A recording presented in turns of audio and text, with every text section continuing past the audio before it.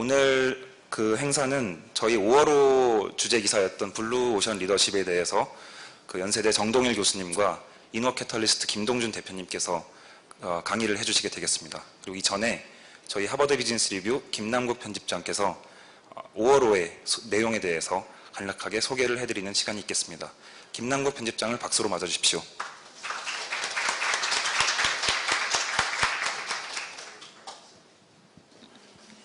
반갑습니다. 김남국입니다. 하버드 비즈니스 리뷰 만들면서 이제 굉장히 큰 재미 중에 하나가 이렇게 새로운 지식들을 이렇게 계속 업데이트 받는 그런 느낌이 아주 제작하는 과정에서도 즐겁고요. 또 아마 독자 여러분들에게 전달이 됐을 때 또 그런 즐거움을 드릴 수 있을 거다 이런 생각하면서 굉장히 즐겁게 행복하게 제작 작업을 하고 있습니다. 이번 5월호 이제 저희가 이제 사실은 창간호 때 한번 세미나를 했고요. 그러다가 좀 정신도 없고 만드는 이게 뭐든지 항상 새로 창간을 하면 일이 생각했던 것보다 한 3배, 4배 이상은 막 새로운 일들이 막 생기더라고요. 그러니까 예상하지 않았던 일들이. 그래서 조금 정신없이 지내다가 이제 제작 시스템도 좀 안정화되고 이래서 5월 달부터는 좀 이렇게 독자 서비스의 일환으로 이런 행사를 해보자 이런 아이디어가 나와서요. 이런 행사를 개최하게 됐고요. 또 이렇게 많이 성원해 주시고 호응을 해 주시면 좀 다음 달에도 계속 이런 행사들을 좀 진행해 볼까 이런 생각들을 하고 있습니다. 오늘 초청 드린 두 분도 한국을 대표하는 정말 한 분은 이제 실전에서 이렇게 굉장히 큰 무공을 닦으셨던 분이시고요. 한 분은 또 학계에서 또 아주 탁월한 업적을 내셨던 또 그런 분이십니다. 그래서 이렇게 같이 이런 주제에 대해서 아주 깊이 있게 토론하는 그런 모임으로 좀 차별화시킬 수 있겠다 하는 그런 생각이 들어서요. 이런 기회들을 좀 더 앞으로 많이 가졌으면 좋겠다 하는 생각이 들었습니다. 그래서 그런 기회를 더 자주 갖도록 이렇게 노력하겠습니다. 이번 후 이제 간단하게 내용 몇 가지 좀 소개해 드리겠습니다.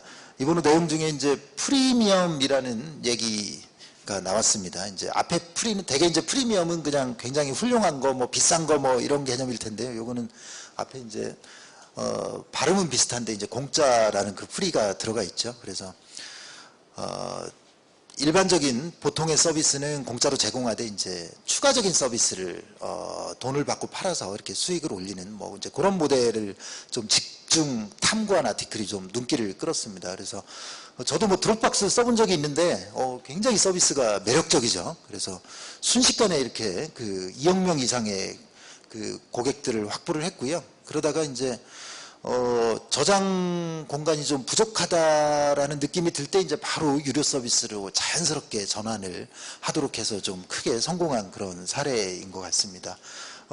제가 또 미디어 쪽에 종사하고 있다 보니까 뉴욕타임즈 사례도 아주 관심을 끌었습니다. 월간 10개 기사까지는 공짜로 주고요. 이제 그 이후부터는 주당 3.15달러부터 시작하는 그런 유료 패키지 모델로 이렇게 쭉 가는 이런 모델이 나왔었고요. 통계 중에 되게 재밌었던 게 유료 전환 비율이 평균적으로 전체 고객에게서 많이 차지하는 것도 그렇게 긍정적인 사인이 아닐 수 있다. 그런 내용들이 아주 좀 와닿았습니다. 유료 전환 비율이 50%다. 이거는 사실은 무료 서비스가 매력적이지 않다는 얘기일 수 있다는 해석을 해야 된다라는 점이고요. 또 이제 지나치게 낮은 것도 문제겠죠, 물론. 예. 이제 그거는 이제 무료로 너무 많은 서비스를 주고 있다. 이런 뜻이 될 테니까요. 그래서 필자들이 분석한 거를 보면 2%에서 5%가 적절하다. 이런 내용이 나오더라고요. 그러니까 프리미엄은 기본적으로 온라인에 무료로 까는 서비스로 굉장히 많은 대중들을 확보하고 그 중에서 2%에서 5%만 지불을 해도 굉장히 큰 수익이 생길 수 있는 이제 그런 비즈니스 모델로 이해를 하면 좋을 것 같습니다. 게임 회사들이 이런 거 참 많이 쓰고 있는 것 같아요. 그래가지고 거의 대부분의 기본 게임들은 다 공짜로 쓰되 이제 추가적으로 아이템을 살 때 이제 돈을 지불하게 하는 그런 모델을 많이 쓰는 것 같습니다. 이제 그리고 여기 나온 아티클 중에 하나 재밌었던 게 무료 고객 한 명의 가치를 학계에서 연구한 게 이제 유료 고객의 한 20% 20% 정도로 본다. 이런 것도 아주 흥미있는 통계였던 것 같습니다. 그러니까 무료 고객의 가치는 이제 뭐 당연히 다른 사람을 추천해 주는 거겠죠. 예. 그래서 이제 다른 무료 고객을 추천하거나 이제 뭐 이런 과정들을 통해서 일부에 이제 그 중에서 유료 고객이 생길 수 있으니까 이제 그 가치를 그 정도로 본다는 게 아주 또 흥미로웠습니다.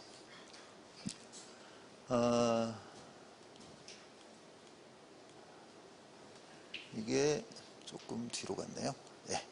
그 다음에 이제 이것도 아주 재밌게 읽었습니다. 날씨하고 온라인 쇼핑의 상관관계입니다. 그래서 기온이 섭씨 25도일 때 온라인 쇼핑하는 사람들이 클릭할 구매 페이지로 이동할 확률이 20도일 때에 비해서 46%나 높았다. 뭐 이런 연구 결과가 있었습니다. 그러니까 이제 우리가 이 접하고 있는 정말 수많은 요인들이 구매 의사결정에 영향을 끼칠 텐데 기온도 굉장히 중요한 요인이 될 수 있다는 것도 아주 흥미로운 결과였고요. 아마 온라인 쪽 비즈니스 하시거나 이런 구매 활동 같은 걸 할 때 아마 오늘 저 앞에다가 뭐 판매대도 만들어 놓고 그랬는데 냉방을 너무 세게 해서 좀 안 팔리나 뭐 이런 생각도 했습니다. 그리고 이제 오후가 도덕적으로 더 위험하다 뭐 이런 얘기도 있더라고요. 예. 그러니까 이제 도덕성 그 중요한 의사결정을 할 때 도덕성이 좀 흔들릴 수가 있는데 오전보다는 오후가 훨씬 더 많이 좀 흔들리더라 뭐 이런 얘기입니다. 그래서 오전에 거짓말을 할 확률에 비해서 오후에 거짓말할 확률이 이제 좀 높게 나오는 이런 연구 결과도 아주 흥미롭게 읽었습니다. 근데 이건 좀 해석에 좀 주의가 필요할 것 같습니다. 이게 저 한국 사회에서는 이렇게 술 드시는 분들이 많아서 숙취로 인해서 한국에서는 뭐 오전이 조금 더 위험할 수도 있겠다 뭐 이런 생각도 해봅니다. 그 다음에 이제 넥스트 빅띵을 좀 조심해라. 이거는 이제 정말 수많은 경영 기법들 새로 나오고 있잖아요. 뭐 이번에 우리 토론 주제인 뭐 블루오션도 이제 한 뭐 10여 년 전쯤에 뭐 한국 사회를 거의 강타를 했던 것 같습니다. 예. 그거부터 해서 뭐 요즘에 뭐 빅데이터 등등 해서 뭐 자고 일어나면 하여튼 새로운 경영 기법들이 나오는데 이제 이런 분석들이 아주 흥미로운 것 같습니다. 이게 혁신을 안 하고 그냥 가만히 안 한 기업이 이런 코스트를 갖고 있다면 혁신을 잘해서 성공한 기업들은 초기에 이제 대체로 비용이 올라간다는 겁니다. 이제 혁신 기법을 도입하면 아무래도 신경도 써야 되고 뭐 조직원 교육도 해야 되고 뭐 프로세스도 좀 바꿔야 되고 이래서 초반에는 올라가는데 혁신을 길게 추진하면 장기적으로 이제 코스트가 다운이 되는 거죠. 그래서 이제 혁신 기업은 이렇게 그 아무것도 안 한 기업에 비해서 이제 코스트를 낮출 수 있는데 제일 위험한 게 이제 이거라는 거죠. 이렇게 요거 한번 도입했다가 이거 좀 아닌 것 같아. 그래서 또 요거 새로운 거 한번 도입했다가 또 새로운 거 도입하면 결국은 이제 혁신 안 한 기업보다 더 비용이 올라가는 뭐 이제 이런 일이 벌어질 수 있다. 뭐 이런 얘기인데 굉장히 좀 의미 있게 다가왔습니다. 혁신에 성공한 기업들은요 굉장히 뭐 심플한 툴 하나를 굉장히 오랫동안 잘 파는 특징들이 갖고 있더라고요. 그리고 이제 다른 혁신 기법들을 도입할 때도 전적으로 막 도입하는 게 아니라 그 툴 내에서 이렇게 자기화시켜서 이렇게 도입하는 그런 사례들을 좀 현장에서 많이 목격하는 것 같습니다. 이제 이런 것들이 좀 새로운 경영 기법, 그러니까 HBR이 사실 이런 얘기를 했다는 거는 굉장히 자기네 비즈니스하고 관련된 얘기를 사실 한 겁니다. 자기네는 이제 새로운 비즈니스 기법들을 계속 소개하는 매체인데 이제 요거를 도입할 때 이런 걸 좀 조심해야 될 필요가 있겠다. 그래서 굉장히 재밌는 얘기 사례들이 좀 많이 나왔어요. 구글의 20%를 그러니까 뭐 개발자들이 20%를 자기가 하고 싶은 프로젝트에 쓰게 하는 거 많은 기업이 도입했지만 실패했다는 거죠. 굉장히 그 조직 문화하고 적합성이 맞으려면 그 제도가 맞으려면 몇 가지 조건들이 필요합니다. 뭐 최고 경영자의 강력한 지지, 그다음에 뭐 굉장히 그 자발적으로 프로젝트를 발굴할 수 있는 역량 있는 개발자, 뭐 이런 것들을 용인해주는 조직 문화 이런 것들이 필요한데 이제 그런 것들이 없는 상태에서 그냥 겉에 드러난 제도만 20% 갔다 오면 개발자들이 이제 당황하는 거죠. 예. 그 시간에 뭘 해야지 뭐 이런 일들이 생겨서 결국 이제 성과를 못 보고 이렇게 끝나는 경우가 많은 것 같습니다. 마지막으로 이제 저는 요 아티클을 굉장히 밸류업을 하다라고 생각을 했습니다. 이제 뭐냐면 목적에서 이제 실행으로 가자. 이제 목적이라는 그 우리 삶의 목표, 목적 뭐 이런 것들에 대한 아티클이었는데요. 이게 아주 흥미롭습니다. 의사들에 따르면 삶의 목적이 있는 사람들은 질병에 걸릴 위험도 낮다. 예. 뭐 실제로 의사들도 이런 얘기를 하는 모양입니다. 그리고 이제 복잡스럽고 변덕스럽고 모호한 사회에서 이 전략을 끊임없이 바꿔야 하는데 어떤 게 옳고 그른지 사실 확신할 수 있는 사람은 없을 겁니다. 그런데 아마도 이런 상황을 헤쳐나갈 열쇠로 목적이라는 개념이 부상하고 있다. 이런 얘기인데요. 개인적으로는 뭐 진짜 목적 경쟁의 시대가 이제 열리고 있다라는 생각을 합니다. 그 제가 몸담고 있는 회사의 인기 프로그램 중에 하나가 그 무슨 뭐 착한 식당 찾고 뭐 이런 거거든요. 근데 되게 간단해요. 도토리묵을 도토리로 만드는 식당을 찾습니다. 근데 찾기가 무지하게 힘들어요. 막 한 달 내내 한 팀이 막 돌아다녀 겨우 하나 찾습니다. 막 갈비찜을 제대로 갈비 갖고 만드는 회사. 갈비 막 이렇게 안 붙이고 막 제대로 이런 거 갖고 한 달 동안 막 찾는데, 근데 그런 회사들이 이제 발굴이 되고 소개가 되고 경제적인 보상을 받는 시대인 것 같아요. 거기에 소개됐던 뭐 떡집 하나 이렇게 저희가 뭐 DBR 창간 기념으로 뭐 떡 하나 맞추려고 전화했더니 기본적으로 안 됩니다 이러더라고요. 근데 동아일 보니까 특별히 해줄게요 뭐 이러면서 해주시더라고요. 그러니까 이게 그런 이제 정말 남다른 목적을 갖고 다른 식당들이나 이런 비즈니스 하는 사람들이 다 그냥 호구지책, 그러니까 돈을 벌기 위한 목적으로 비즈니스를 할 때 이렇게 이제 남들과 다른 목적을 갖고 비즈니스를 했던 사람들이 이 시대에 막 계속 이런 새로운 페이오프들을 받고 있는 그런 현상들을 또 목격하는 것 같습니다. 그런 면에서 굉장히 의미 있는 그런 포인트를 제시해 줬다는 생각이 듭니다. 제가 3분 늦게 시작해서 3분 조금 지났습니다. 예, 여기까지 마치겠습니다. 감사합니다. 예, 김남국 편집장 말씀 잘 들었고요. 이번에는 연세대 정동일 교수님께서 혁신과 리더십이라는 주제로 말씀을 해주시겠습니다. 정동일 교수님은 뉴욕 주립대에서 박사학위를 받으시고요.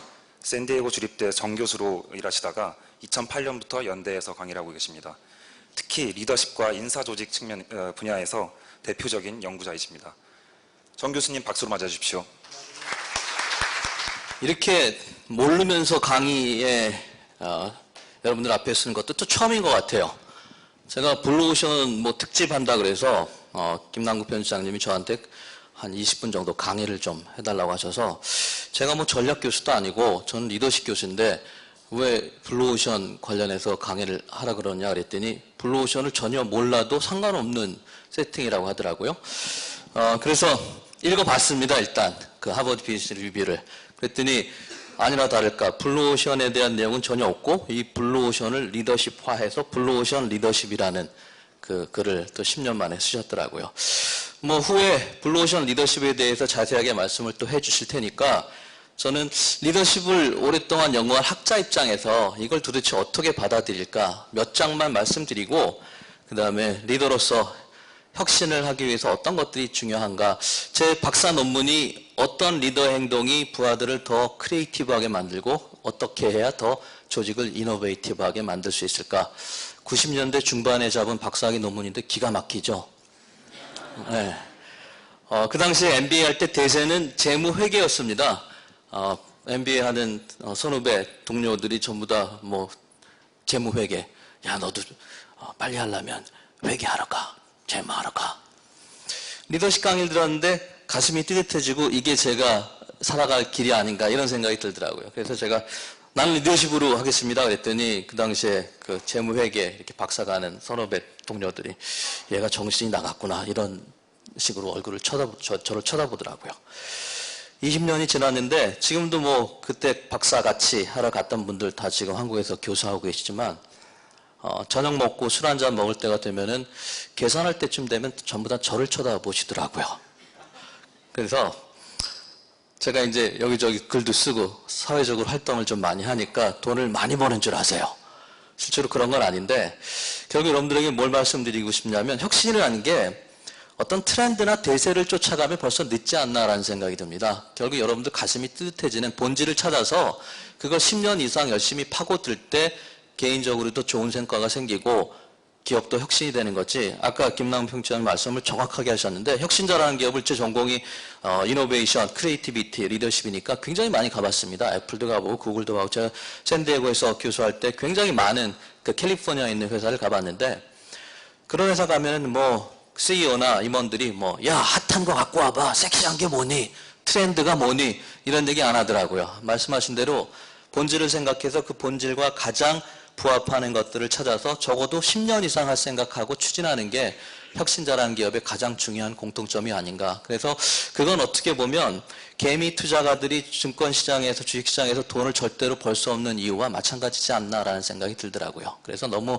핫한 거, 트렌디한 거 찾지 마시고 본질을 고민해서 이런 것들을 잘할 수 있는 그런 환경 만들고 적어도 10년 이상 해보자. 제가 작년에 혁신 전공하다 보니까 여기저기서 혁신 프로그램 한번 만들어 봅시다 하고 있는데 좀 평가 좀 해주십시오. 뭐 이런 기회들이 굉장히 많습니다. 그래서 작년에 제가 했던 것 중에 하나가 그 우리금융지주가 혁신을 프로그램을 한 3년 정도 진행을 했는데 좀 불안하셨던 모양이에요. 그래서 제가 들어가서 평가도 좀 해보고 특히 저는 현장에 있는 분들이 이걸 어떻게 추진하고 있는지 좀 살펴봤는데 거기에 대해서 좀 말씀을 좀 드리도록 하겠습니다.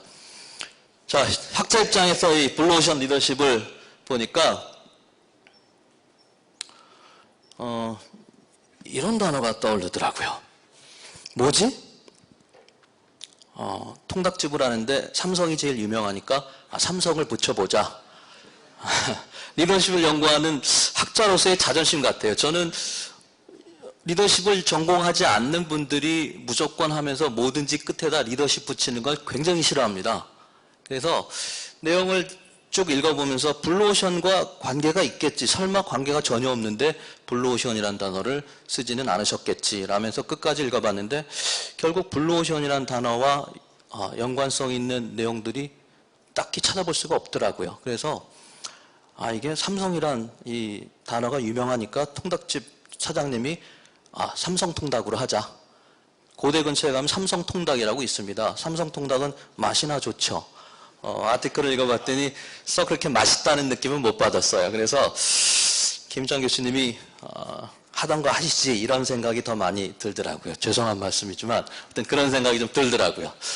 자, 뭐 몇 가지만 말씀드리면 첫 번째로 기존의 리더십 어떤 프랙티스나 연구가 뭐 이런 점에서 문제가 있다라고 해서 세 가지를 지적을 해주셨는데 첫 번째는 기존의 리더십 어떤 툴과 연구가 행동과 활동에 초점을 맞추지 못한다라는 말씀을 하셨는데 이것도 리더십에 대해서 잘 모르시니까 이런 말씀을 하셨던 것 같다라는 생각이 들어요. 1930년대, 40년대 사람들이 리더십 학자들이 리더십을 연구하면서 개인의 특성 같은 것들을 굉장히 연구를 많이 했습니다. 근데 그 특성을 연구하는 학자들 중에 심지어는 성공한 리더가 갖춰야 될 특성으로서 한 2만 가지 특성까지 발견해낸 학자가 있었어요. 결국 그런 것들이 1, 20년 진행이 된 다음부터 많은 사람들이 회의에 빠지기 시작했습니다. 도대체 이게 so what? 좋아. 성공한 사람 리더가 되려면 이 2만 가지 특성을 갖춰야 된다는 건 받아들일 수 있어. 근데 그래서 가장 큰 문제가 이게 과연 타고나서 이 사람들이 이런 특성 때문에 성공을 했느냐 아니면 성공했기 때문에 이런 특성을 갖게 됐느냐 닭이 먼저냐 달걀이 먼저냐. 그래서 30년대 후반 40년대부터 리더십 학자들이 그러면 특성은 이 트레이너빌리티가 떨어지니까 그 다음 단계로는 그럼 트레이닝 가능하고 변화 가능한 리더로서 행동에 초점을 맞춰보자. 사실은 그래서 40년대부터 리더의 행동에 대해서 리더십 연구가들이 연구를 굉장히 많이 했습니다. 근데 김희창 교수님이 그 아티클 내용에서 말씀하시는 거 보면 마치 50년대 초반 정도로 돌아간 느낌이 많이 들 정도로 거기에 대해서 이렇게 말씀을 안 하시고 여러 가지 가정을 하지 않았나 뭐 이런 생각이 들고 그리고 행동과 액티비티가 과연 어떻게 틀린가 물론 뭐 100% 명확하게 이 오버랩되는 개념은 아니지만 김창기 씨 나중에 그 리더십 캔버스라는 그 모델에서 이렇게 쭉 말씀하시는 거 보면 결국 그것도 행동의 하나가 아닌가 그걸 오히려 저는 차라리 좀 브로드하게 정의를 해서 역량식으로 좀 디파인 했으면 훨씬 더 좀 과학적으로 또 학술적으로 좀 더 솔리드한 어떤 그런 파운데이션이 되지 않았을까. 결국 리더십은 프로세스입니다. 이게 리더십 학계에서 가장 많이 인정되고 있는 리더십의 데피니션이에요.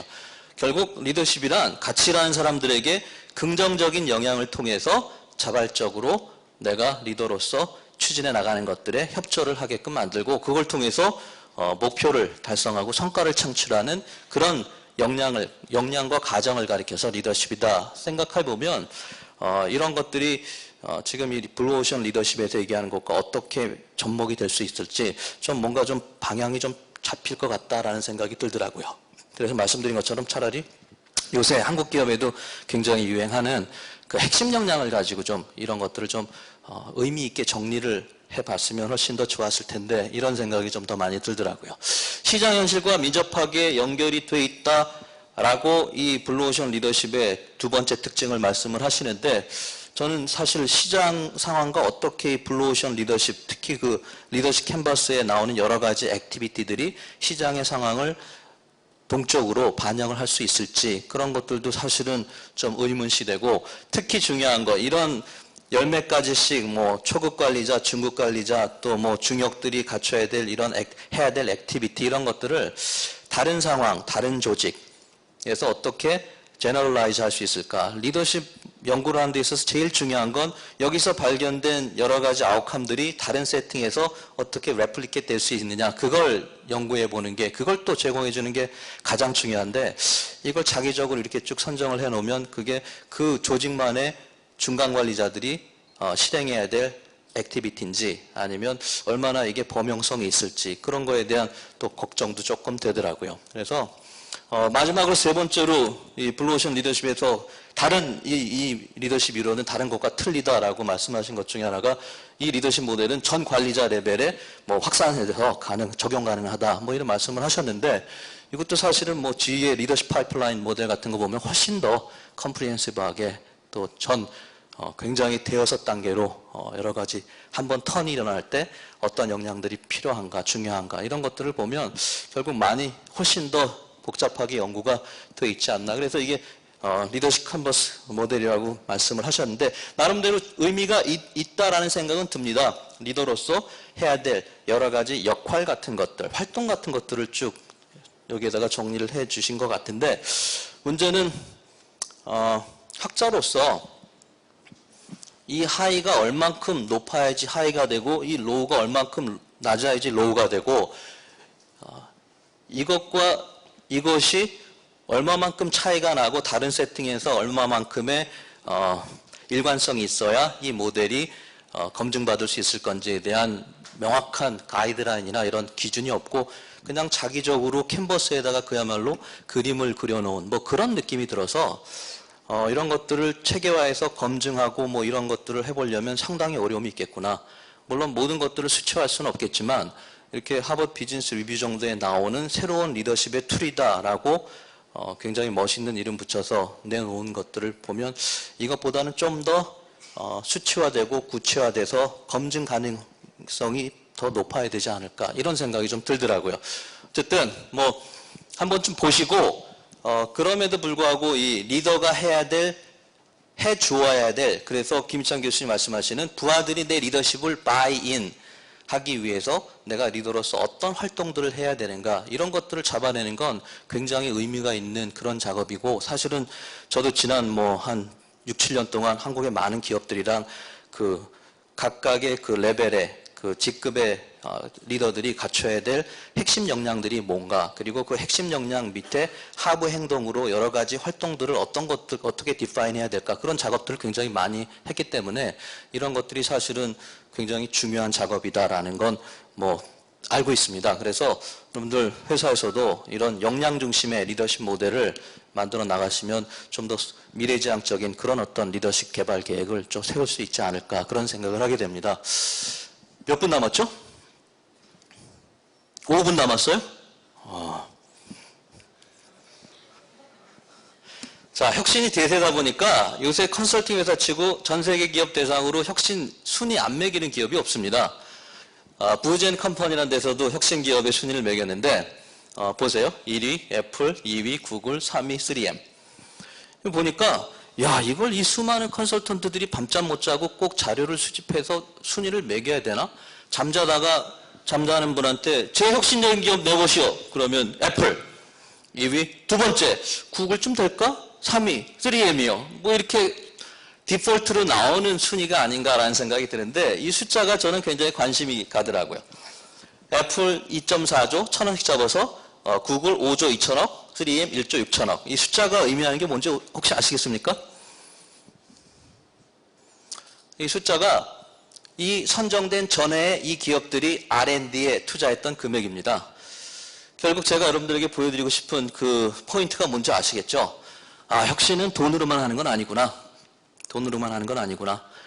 그래서 혁신에 관련된 R&D에 투자한 금액을 바탕으로 순위를 매기면 애플 53위, 구글 26위, 3M 86위. 결국 이런 말씀을 사장님들한테 드리면 굉장히 좋아하세요. 예, 직원들한테 이거 당장 갖다 보여주겠다는 말씀들을 많이 하시는데 아마 여러분들 중에 개 중에 사장님으로부터 들으신 분들도 계실지 모르겠습니다. 반면에 토요타 같은 경우에는 9조 9천억을 쏟아부어서 가장 많은 투자를 했습니다. 그런데 혁신 순위는 7위. 마이크로소프트 같은 경우는 9조를 쏟아부어서 금액으로 보면 5위, 그런데 혁신 순위는 6위. 뭐 이 정도는 괜찮아요. 노바티스는 물론 인더스트리별로 차이가 있겠지만 노바티스라는 제약회사는 9조 6천억을 쏟아부어서 투자 순위로는 2위인데 혁신 순위에 들지 못했고, 여러분들 잘 아시는 GM 같은 경우에도 8조 1천억 원을 쏟아부어서 투자 순위는 9위인데 순위에도 들지 못했고, 결국 혁신자라는 기업들을 보면 뭔가 플러스 알파가 있지 않나. 그래서 그 알파를 찾아다니기 시작했어요. 알파가 뭘까? 과연 이렇게 1, 2, 3등 하고도 이렇게 굉장히 효율적으로 했던 그 플러스 알파가 뭔가? 결국은 목적의식에서 전 찾았습니다. 혁신을 잘하는 기업들을 보면 정말 목적의식이 있어요. 뭐 여러분들 잘 아시는 애플 같은 경우도, 그래서 제가 동아일보는 아니고 위클리 위즈에다가 제가 갑자기 배신자 같은 느낌이 드네요. 동아일보 DBR도 읽어보셨죠? 무지하게 많이 썼습니다. 20편을 넘게 썼으니까 A4 용지로 11장씩이요. 그 정도면 충분하지 않나라는 생각을 제가 간곡하게 말씀드렸는데 받아들여지지 않더라고요. 그래서 제가 배신자처럼 떠나왔는데, 어쨌든 애플도 가보면 목적의식을 가지고 미친 듯이 일하는 직원들이 모여있는 집단이 아닌가, 그런 생각이 참 많이 듭니다.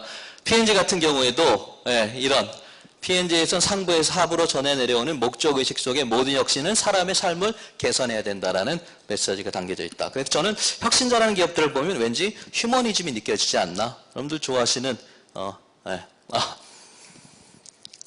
요건 말씀드리고 내려갈게요. 목적의식이 과연 왜 중요할까 고민을 해봤습니다. 자, 여러분들 남성분들 같은 경우 화장실을 가시면 한 발짝 앞으로 좀 와주세요. 이런 문구가 바로 정면 눈높이에 써 있습니다. 다 아시죠? 그거 읽으시고 한 발짝 앞으로 가시는 분 계세요? 저도 절대 안 갑니다. 귀찮아서. 대충은 보면 이런 문구예요. 소변이 바닥에 떨어지지 않도록 한 발 다가가 주세요. 그냥 계속 봐요. 어떻게 소변을 보는 남자들을 한 발짝 더 가까이 다가올게 만들까? 이런 건 어떨까요? 당신이 저를 소중히 다루시면 제가 본 것은 비밀로 해드리겠습니다. 이런 약간 창피함을 유발하는, 다음 게 훨씬 더 재미있어요. 보세요. 가까이 오면 모텔 방이 보입니다. 이러면 한 발짝 다가갈 수 있을 것 같아요. 이 정도면은 뭐 충분히 남자들에게는 굉장히 큰 인센티브가 되겠더라고요. 제가 직접 봤습니다. 제가 제일 본 저를 한 발자국 망설임 없이 다가가게 만들었던 문구. 당신이 한 발짝 다가오면 청소 아주머니의 미소가 가능합니다. 어떠세요? 이게 목적의식이 아닌가? 내가 하는 일이 단순히 좋은 일이다가 아니라 내가 하는 행위가 다른 사람의 삶을 어떻게 더 편하게 하고 어떻게 의미 있는 역할을 할 수 있을까? 사람은 그걸 느낄 때 행동을 취하게 되지 않나라는 생각을 합니다. 그래서 여러분들 앞으로 회사에 계신 분들하고 목적의식 공유하실 때 단순히 그 목적의식 자체만 말씀하시지 마시고 그 행위를 통해서 사회가 어떻게 밝아지고 다른 사람들이 어떻게 삶이 편해지고 더 개선이 될 수 있을까? 혁신의 사례를 보면 그런 것들 투성입니다. 여러분들 타타라는 자동차 회사의 역량을 집대성해서 전 세계 자동차 회사에 우리 회사가 이만큼 역량이 있다는 걸 과시하기 위해서 만든 200만 원짜리 자동차가 아닙니다. 회장님이 퇴근길에 그 비 내리는 날 스쿠터에 대여섯 명 일가족이 타고 가는데 자칫 미끄러지면은 아이들 죽을 수도 있겠다라는 그런 측은지심이라고 할까요? 휴머니즘이라고 할까요? 그것 때문에 밤에 잠이 안 와요. 다음날 아침에 임원 소집해서 내가 그 장면을 봤는데 잠이 안 온다. 그 사람들을 위해서 우리가 정말 적은 연봉을 받는 가장이라도 충분히 자동차를 살 수 있는 그런 싼 가격의 차를 한번 만들고 싶다라는 작은 소망 또는 목적의식에서 나온 자동차입니다. 최근에 읽었던 그 유쾌한 크리에이티브에 나온 사례인데, 자, GE의 CT, MRI 촬영하는 이걸 보면서 이걸 개발한 사람들이 이게 얼마나 위대한 작품이고 혁신적인 기술이 들어가 있고 어쩌고저쩌고 하면서 병원에 이제 점검을 하다 다니면서 자랑을 많이 했다고 합니다. 그랬는데 막상 이 촬영 장면을 보는데 어린아이 한 명이 이 기계 안에 들어가기 전에 기다리고 있더래요. 그래서 왜 들어가지 않고 사진 찍지 않고 기다리고 있느냐 그랬더니 이 기계에 들어가는 게 워낙 무서워해서 아이들이 마취과 선생님이 얘네들을 잠 재우고 나서 MRI를 찍어야 될 수밖에 없을 만큼 아이들에겐 이게 공포의 대상입니다. 그걸 보는 순간 뒤통수로 뭔가 얻어맞았다는 느낌이에요. 아, 내가 개발한 게 기술적으로는 세계 최고의 제품일지 몰라도 아이들에겐 이렇게 공포감을 유발하는 그런 제품이구나. 망치로 뜯어 맞은 그런 아주 굉장히 좌절감을 느꼈죠. 그날 회사에 복귀해서 이 개발팀과 아이들이 서로 뛰어들 수 있을 만큼 아이들 친화적인 그런 MRI, CT 스캔을 한번 만들어 보자 해서 만든 게 아랫단에 있는 똑같은 MRI 촬영 기계입니다. 굉장히 느낌이 틀리죠? 매뉴얼까지 만들었어요. 의사들한테 그대로 따라하게. 아이들이 오면 아이들한테 이렇게 얘기한다고 합니다. 지금부터 저 구멍 안에 있는 해적을 우리가 잡으러 가는 거야. 네가 이 해적을 잡으러 가기 위해선 이 침대에 누워서 일단 이 구멍 안으로 들어가는 배를 타야 돼. 근데 배를 타니까 굉장히 이상한 소리도 많이 날 거야. 쿵쿵거리는 소리도 나고 아마 무슨 체인 감기는 소리도 날 거야. 그래도 네가 참아야지 해적을 잡을 수 있단다. 어느 시점에 어떤 소리를 내주고 그런 매뉴얼까지 만들어서 이렇게 했더니 수면 마취제를 맞고 MRI를 찍는 아이들의 비율이 뭐 80%가 줄었대나요? 의사 선생님한테 서로 한 번 더 타겠다고 졸르는 아이들이 많아서 오히려 걱정이 됐다고 합니다. 결국은 그런 게 소비자들에게 더 의미 있는 혁신이 아닌가 그런 생각이 듭니다. 그래서 여러분들 그런 혁신과 휴머니즘, 경쟁자들이 기술적인 성능을 끌어올리려 끝모를 쌓으면만 골몰하고 있을 때 아까 말씀드린 그 개발자는 환자들의 가족과 삶을 개선시킬 획기적인 새 방법을 찾아냈던 것이다. 우리가 경험한 바에 따르면 인간의 관점에서 접근하려는 노력은 변화를 일으킬 수 있는 가장 풍부한 기회를 제공한다. 그래서 모든 혁신은 이런 휴머니즘과 내가 가지고 있는 목적의식이 고객과 지역사회와 소비자에 어떤 긍정적인 영향을 줄 수 있을까라는 그런 공유된 목표를 가지고 있는 그런 조직 구성원들이 있는 조직에서 훨씬 더 혁신이라는 이름이 훨씬 더 살아나지 않을까라는 그런 생각을 합니다. 그래서 여러분들도 그런 혁신을 좀 해주십사 하는 그런 바람 마지막으로 강의 마치도록 하겠습니다. 감사합니다. 정동일 교수님께 다시 한번 박수 부탁드리겠습니다. 예, 이번에는 이노 캐털리스트의 김동준 대표님을 모시겠습니다. 김동준 대표님은 연세대에서 공학 박사를 받으시고 삼성전자에서 15년을 근무하셨습니다. 네, 그 근무하시면서 보르도 TV 등의 그 유명한 삼성전자 혁신 제품 프로젝트 약 60개에 참여하신 그 경험이 있으십니다. 특히 그 블루오션 전략을 썼던 그 김희찬 교수님이 10년 전에 책을 내실 때 그때 소재로 들어갔던 그 삼성전자 프로젝트들을 수행하셨던 경험이 있으시기 때문에 이번 블루오션 리더십에 대해서도 특별히 그 애착이 있으실 거라고 생각합니다. 김동준 대표님 앞으로 모시겠습니다. 박수 부탁드립니다. 들리시나요, 제 목소리? 잘 들리시죠? 예, 그럼 시작하겠습니다. 제가 제 목소리가 안 들려서. 제가 여기 쓴 이유를 좀 말씀을 드렸지만 사실 저는 엔지니어였습니다. 엔지니어였던 사람이 이런 자리에 쓴다는 게 되게 재밌는데 그렇게 된 이유는 뭐 지금 얘기한 대로 엔지니어였다가 가치혁신 프로그램 센터라고 삼성전자에 있는 데서 전략 프로젝트나 혁신 프로젝트를 지원하는 역할을 하게 됐죠. 엔지니어였던 제가 뭘 알겠습니까? 할 수 있는 방법은 공부해서 때우는 방법이죠. 97년도에 삼성전자가 글로벌 3류, 다 아시다시피 지금 글로벌 1류가 될 때까지 저런 지원 부서들의 많은 노력이 있었겠죠. 물론 주인공들은 현업에 계신 분들입니다. 아마 여러분처럼. 저 같은 사람이 하는 일은 뭐였냐면 삼성전자가 글로벌 1류가 되고 싶었죠. 그래서 뭔가 활동을 해야 되는데 아는 게 별로 없지 않습니까? 공부해서 교수님들 모셔놓고 하면 제일 좋지만 항상 옆에 계셔줄 수가 없기 때문에 중간에 저 같은 브릿저들이 있는 거죠. 그러니까 공부하고 현업 사람 현업을 하고 그 관점에서 말씀을 드리도록 하겠습니다. 그래서 성공한 게 보르도 TV죠. 물론 어나운스 되지 않았습니다. 얘가 블루오션 전략을 썼다고 하버드 비즈니스 리뷰 케이스까지 만들었지만 결국은 발표 안 했기 때문에 10년이 지난 이 시점에 뭐 얘기해도 괜찮지 않을까 싶어서 그거 갖고 시비 걸지는 않을 것 같습니다. 그때 저 여기 있고 여기 상품기획자, 기구에어로 소프트 엔지니어, 디자이너, 여기 전략 파트너 이 사람들이 주인공입니다. 주역. 저하고 여기 메인 서포터, 나머지 보조 서포터들입니다. 성공할 줄 알았겠습니까? 몰랐겠습니까? 보르도 TV가? 몰랐죠. 여기 지금 너저분한 거 보이시죠? 예, 이게 자랑할 사진이 될 줄 알았으면 이렇게 찍지 않았을 겁니다. 저희도 하고 싶었지 예, 그것이 될 거라고 생각하도 못했죠. 2005년 2월에 블루오션 전략이 책으로 나왔는데 저희가 2005년 6월 27일 날 이렇게 모여서 시작했으니까 사실은 90년대 초반부터 아티클은 삼성전자가 굉장히 많이 공부했습니다. 그러니까 뭐 그때까지 공부 한 5, 6년은 공부했다고 봐야겠죠. 이제 그때 정리된 책을 보면서 많은 생각을 했죠. 현재는 뭐 저런 경력 때문에 나와서 뭐 캐탈리스트라는 직업을 합니다. 그래서 오늘 이런 것도 이렇게 할 수도 있게 됐고, 예, 뭐 이렇게 강의도 하고 잘 안 넘어가죠? 뭐라서 그런가? 예, 글도 쓰고 블루오션에 대해서 되게 많이 썼죠. 예, 그 지식을 가지고 책도 쓰고 하는데 그 지식을 가지고 제가 오늘 얘기했습니다. 아, 하나 더. 그럼 제가 블루오션 전략만 했냐? 그렇지는 않습니다. 예, 게리 하멜이라고 여러분이 아시죠? 여기 오신 분들은 다 아실 것 같아요. 핵심 역량의 게리 하멜이 co-founding 했던 회사의 제가 네트워크 파트너입니다. 지금 저희 회사는 미국 회사고 포춘 일하기 좋은 직장 50위 안에 항상 들어있는 회사이기도 합니다. 그러니까 제가 비경쟁론만을 한 건 아니라서 그런 경험을 가지고 여러분하고 함께 얘기를 해봤으면 좋겠습니다. 현재 제가 주로 하고 있는 건 휴먼 센츄릭 이노베이션입니다. 이 관점에서 현업적 관점에서 얘기를 해보겠습니다. 제 소개야 왜 내가 이 자리에 섰는지를 여러분이 아시는 게 좀 필요할 것 같아서 얘기 드린 거고요. 제가 비즈니스 띵커 50위 안에 들 리는 없겠죠. 예, 하버드 비즈니스 리뷰하고 맥그롤이 항상 뽑습니다.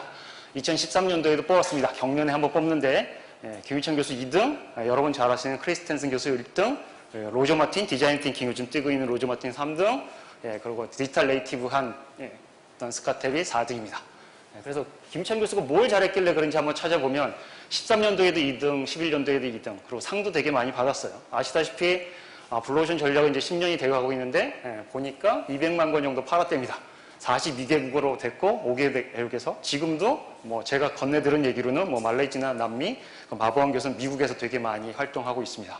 제가 링크트인에서 얼마 전에 만난 친구는 그 친구도 게리 하멜 라인의 스트래티고스에서 일했고 지금은 블루오션 라인에서 일하더라고요. 그래서 링크트인에서 만나서 너도 어떻게 두 사람하고 동시에 만나니? 이래갖고 너 요즘에 뭐 하냐? 이랬더니 화이트하우스 일을 한다고. 근데 한국에도 가끔 온다고 그러더라고요. 오면 꼭 나한테 얘기해. 할 얘기가 서로 많을 것 같아. 서로에 대한 장단점 얘기를 할 수 있을 것 같아요. 게리 하멜과 김유찬 교수에 대해서. 하여튼 재미있는 인연들도 이어지고 있는데 자, 도대체 왜 그러냐 이거죠. 왜? 보면 막 넘어가냐 이거. 보면 참 이해할 수 없는 일들이 있습니다. 제가 이 사람들은 그러면 뭘 근거로 이 김유찬 교수를 이렇게 뽑았냐도 사실 궁금해요. 이 사람 얘기를 들으려면 이 사람이 믿을 만한 사람인가 아닌가를 좀 알아야 되지 않습니까? 10년 전에 그렇게 대박을 냈었는데 지금은 대한민국에서 진짜 보통 명사화된 블루오션. 대박하고 동의어죠. 도대체 이 사람들은 아무 생각 없나? 그래서 뽑은 사람들을 보면 크리스텐슨 1위, 마보안 교수 1위, 로저 마틴, 댐스코 당연히 있죠. 그 전년도에도 1위였고 크리스텐슨 1위입니다. 짐 콜린스, 마이클 포터 이런 사람하고 지금 같은 레벨에 있는 거죠. 경년에 한 번씩 뽑으니까 이렇게 나가면 이때 5위, 잡스, CK 프랄라드 이런 사람이 있습니다. 빌 게이츠 이때 최근 5년 동안 탑5 안에 계속 들어있어요. 그리고 2005년도에 블루오션 전략을 냈을 그 해에 여러분 보신 대로 한 15위 정도 이렇게 랭킹이 되어 있죠. 그러니까 이때도 이미 유명했어요. 블루오션 전략을 쓰기 전에도. 그래서 그 전에 보니까 2003년도에 보면 한 30메디. 하여튼간 50위권에는 있는 거예요. 이게 지금 2001년도부터 이상을 주기 시작했는데 적어도 10년 동안 50위권에는 항상 있었어요. 이 친구들은 멍청해서 이 사람을 계속 뽑고 있을까에 대해서 저는 굉장히 궁금한 겁니다. 제가 알 수는 없지만 학문적으로 연구를 안 해서. 그래서 블루오션 전략을 보면 아마존에서 한번 뒤져봤어요. 이 책이 아직도 팔리나? 제가 이제 삼성전자를 나와서 한 1000등 정도 했고 프로덕트 매니지먼트 부분에서 항상 1등이더라고요. 리더십 분야에서도 한 7등 정도 하고 있고 파퓰러 이코노믹 13등 했어요. 최근에는 어떨까 하고 궁금해서 다시 들어가 봤습니다. 아직도 1565등입니다. 100만 권도 넘는 책 중에서 사람들이 미치지 않고서야. 그리고 프로덕트 매니지먼트는 계속 1등이에요. 그리고 스트래티지하고 컴피티션은 2등, 스트레치하고 플래닝에는 8등입니다. 아시다시피 아마존은 1시간 단위로 데일리 업데이트 됩니다. 얘가. 지금도 아마 실시간으로 여러분이 들어가서 보시면 돼요. 그럼 다른 책이 형편 없나? 여러분이 아는 세스 고딘, 마틴 뉴마이어, 이런 사람들하고 나란히 하고 있어요. 프로덕트 매니지, 요거는 킨들 버전하고 같이 있기 때문에 1, 2등 합니다. 그러면 여기서는, 스트래티지에서는, 역시, 럼멜트 유명한 사람이죠. 레플리 회장, 아니면 이런 사람들하고 나란히 하고 있는 거예요. 여기는 우리가 굉장히 아는 사람이 많습니다. 여기는 갤럽이 쓴 책이죠. 굿투 그레이트의 짐 콜린스 아직도 훨씬 더 오래된 책인데도 역시 대단하죠. 다니엘 핑크 책 있고, 우리 잘 요즘에 센세이셔널했던 제너럴 비즈니스 모델도 있고, 스틱도 있고, 여기 크리스텐슨 교수도 있고, 이런 사람들하고 지금 어깨를 나란히 하고 있는 거예요. 얘들은 1시간 단위로 리뉴얼 되기 때문에 안 팔리면 저 순위에 올라갈 수 없는 거죠. 그럼 우리나라 사람들만 똑똑하고 나머지 다 멍청해서 저렇게 책을 사나? 이게 제가 궁금하게 생각하는 점입니다. 뭐지 이건? 우리나라는 분명히 김희천 교수는 한물 갔는데 왜 아직도 이 사람은 글로벌리 생존하고 있는 거야? 되게 궁금했죠. 하여간에 한마디로 너는 이걸 뭐라고 부를 거냐고 물어보면 책 펴진 것 같아요. 번역판에서 이게 빠졌던 게 저는 굉장히 아쉬움입니다. 원서에는 분명히 있었어요. 이 사람이 하고 싶은 건 뭐였냐면 언컨테스트 마켓 스페이스를 찾고 싶었죠. 만들고 싶었어요. 어떻게? 컴피티션을 일렐러번트하게 해서 라고 썼는데 한글 번역판에는 이게 안 실렸어요. 이 의미를 아는 게 제가 생각할 땐 중요합니다. 이건 순전히 제 개인적 생각입니다. 제가 공학도와 삼성그룹 기술상까지 받았던 엔지니어가 어떤 이렇게 혁신 프로젝트를 지원하는 사람이 되려면 얼마나 많이 공부를 해야겠습니까? 거기에 아이비 리거들도 즐비한 틈 안에서 그들을 설득시켜야 되는 작업들을 해야 되는 거니까. 제 생각엔 이 세 가지 개념이 굉장히 중요한 것 같습니다. 세상 경쟁과 비경쟁과 무경쟁이 있습니다. 결론적으로 얘기하면 많은 사람들이 블루오션을 무경쟁으로 생각한다는 거예요. 그래서 이 사람이 얘기하는 거 모든 건 비즈니스는 그로스 앤 프로핏을 원합니다. 그렇죠? 근데 뉴 마켓 스페이스를 찾는 방식이 있고 커런트 마켓 스페이스를 찾는 방식이 있겠죠. 두 개를 찾기 위해서. 뉴 마켓 이쪽은 그냥 워낙에 복잡한 얘기니까 일단 간단하게 얘기하겠습니다. 뉴 마켓 스페이스도 경쟁해서 찾을 수 있고 경쟁하지 않을 수도 있습니다. 근데 그 경쟁이 효과가 어떠냐를 찾아 들어가면 일단 커런트 마켓 스페이스 경쟁해서 먹을 수 있죠. 뉴 마켓도 찾아 들어가면 컨테스트로 컴피티션 해서 찾을 수 있습니다. 여기서도 왜 이렇게 오늘 언컨테스트에서 찾아 들어갈 수 있죠. 죄송합니다. 이게 거리가 멀어서 아마 그런 것 같은데 하여튼 결론적으로 무슨 얘기냐, 이 책은 뭘 쓰겠다고 했냐면 컴피티션은 비경쟁, 수동적인 무경쟁이 아니라 경쟁이 없게 무관하게 만들어서 언컨테스트한 뉴 마켓 스페이스를 찾고 싶어. 그래서 뭐 하고 싶다? 그로스 앤 프로핏을 만들고 싶어? 그러면 이 책을 봐. 이렇게 얘기해. 나머지 얘기하지 않아. 이렇게 얘기한 거야. 왜냐하면 포지션 책에 타겟팅 없다고 여러분들 블레임하지 않으시잖아요. 그러니까 이 책은 뭐에 대해서만 떴다? 비경쟁으로 원 컨테스트 마켓 스페이스를 찾고 싶으면 이 책이 도움이 될 거야. 라고 책 표지에 썼죠. 그걸 나는 블루오션 전략이라고 부른다. 김희찬 교수의 주장이죠. 근데 왜 경쟁이 없냐? 이렇게 말하는 건 저는 사실 공학도로서 이해하기가 굉장히 어려웠어요. 그 책 안 쓴다고 분명히 책 표지에 썼고 나는 뭐에 대해서 쓰고 싶은지 얘기를 했으니까 결론적으로 그러면 이거잖아요. 말씀하신 대로 이 사람 전략가지 않습니까? 리더십을 쓴다고? 이게 무슨 얘기일까? 이게 되게 궁금했어요. 저한테 이게 전에부터 블루오션에 관련된 관련이 있었으니까 코멘터리를 쓰라고 해서 제가 책을 받아보고 되게 재밌었습니다. 이게 첫 표지예요. 첫 표지. 당신들이 직원은 회사 발전에 적극 참여하고 있는가? 여러분 회사는 참여하고 있습니까? 감춰진 에너지를 끌어낼 방법이 있는가? 제가 재밌게 본 단어는 이겁니다. 첫 표지에 써 있는 거예요. How to release their untapped talent and energy. 중요한 단어는 이거죠. untapped. 김희찬 교수가 블루오션 스트래티지 영문판에서도 좋아하는 단어가 있습니다. 여러분은 아시다시피 그 사람의 의식 수준은 그 사람이 쓰는 단어 이상을 넘지 못하는 거 아시죠? 이 사람이 잘 쓰는 단어가 있어요. uncontest, competition, irrelevant, untapped. untapped라는 단어도 블루오션 전략에서 굉장히 많이 썼던 단어거든요. 아무도 두드리지 않은 재능과 에너지가 있나? 첫 번째 퀘스천 그거. 두 번째 퀘스천, 진짜 이 방식대로 하면 저걸 있다면 끌어낼 수 있어? 이게 궁금한 거죠. 이게 사실이라면 와인 하신 거죠. 그게 얼마나 고상하냐 아니냐는 별로 상관없을 것 같아요. 제가 현업 경험으로 이게 필요하신 분들은 굉장히 많거든요. 그게 복잡하냐 쉬우냐는 별 문제 없죠. 되기만 한다면. 그래서 궁금증을 갖고 저도 봤습니다. 결론부터 얘기하면 그런 거죠. 똑같잖아요, 이거요. 블루오션 전략하고 똑같아요. 설명해 볼게요, 지금. 제가. 무슨 얘기냐면, 정말 그거를 탤런트를 끌어내야 되냐 이거죠, 리더십이. 갤럽 조사는 2000년도에 한 게 아니라 제가 이 자료를 10년 전에도 봤어요. 수치가 단자릿수에서 움직여요. 별로 잘 바뀌지 않아요. 근데 김희찬 교수가 또 이용했더라고요. 갤럽이 항상 조사하는 겁니다. 이게 다른 얘기로 하면, 갤럽식의 다른 얘기로 하면, 인게이지드, 참여해, 디스인게이지해, 아니면 무관심해 이거예요. 일하는 사람 30%뿐이 안 된다 이거죠, 회사에. 여러분 회사 주변을 봐. 여러분들은 여기 속하시는 분들인 거죠. 여기까지 왔는데 이 시간에. 여러분들은 상관없겠지만 여기 있는 사람들 어쩔 거니 이거죠. US 이코노미로 요 돈만 요 정도 소용된다고 늘었더라고요. 3천억 불에서. 한 10년 지났으니까. anyhow.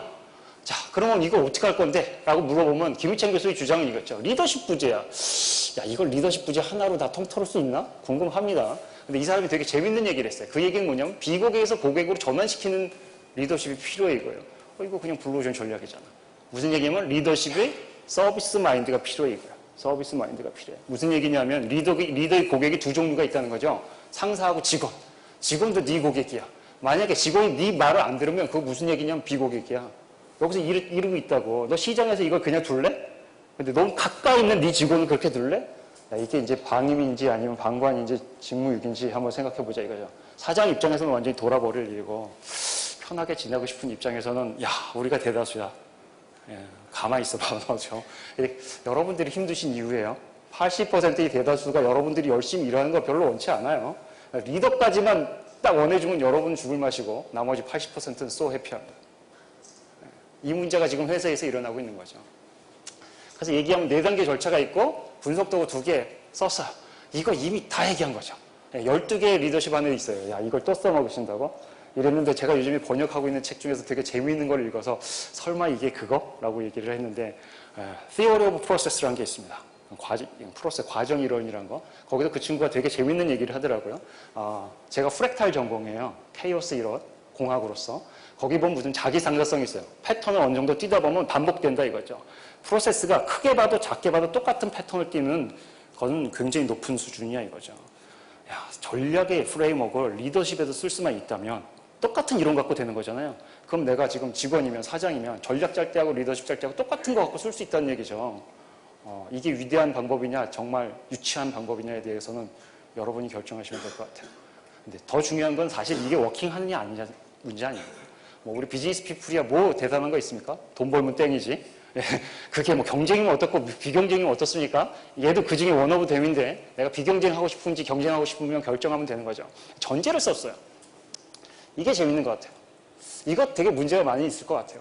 기업의 모든 사람들은 열심히 일하고 싶다 이거 여러분처럼 나머지 80%도. 근데 여러 가지 환경 때문에 안 한다고 생각하는 것 같아. 이게 이제 블루오션의 환경 리스트와 리컨스트럭셔니즘의 차이잖아요. 환경 때문에 돼 안 돼. 이 얘기를 하는 건데 야, 환경만 아니면 다 할 거야. 이 사람들이 이렇게 얘기하는 거죠. 그리고 리더도 야, 일부러 안 하는 사람 없어. 몰라 이거잖아요.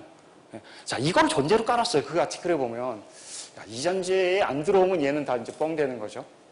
그래서 그렇게 하면 저렴하고 발산시킬 수 있어. 그러니까 저 전제가 돼야 돼요. 지금 이 아티클에서 보면 이건 사실은 글쎄 우리나라 회사 몇 퍼센트가 그럴지에 대해서 제가 의문입니다. 하지만 여러분이 다니는 회사는 그렇지 않길 바라는 거죠. 예. 그래서 결과는 이래. 이게 뭐 후졌든 아니든 이 정도 결과 나오면 쓰고 싶지 않으세요? 여기 사장님이 계시다면? 그럼 진짜인지 아닌지 보면 되는 거죠. 하여간에 개인 성향 바꿀 수 있냐? 이건 굉장히 재밌는 얘기인 것 같아요. 저도 항상 고민인데 항상 얘기하면 이거 100%에 10년 걸리잖아요.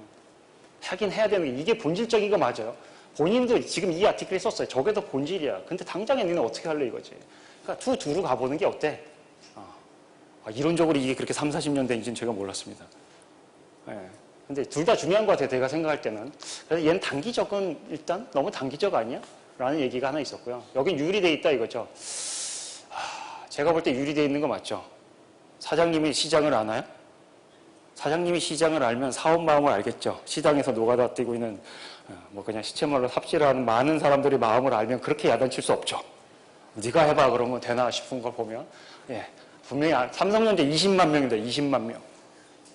예, 저 부장 출신. 부장만 돼도 시장 잘 모릅니다.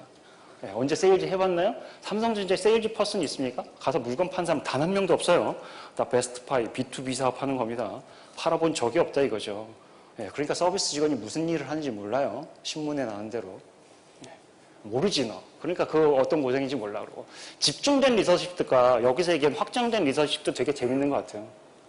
자, 여기 부장님 계신데 그 권한을 과장하게 넘겨주고 싶으세요?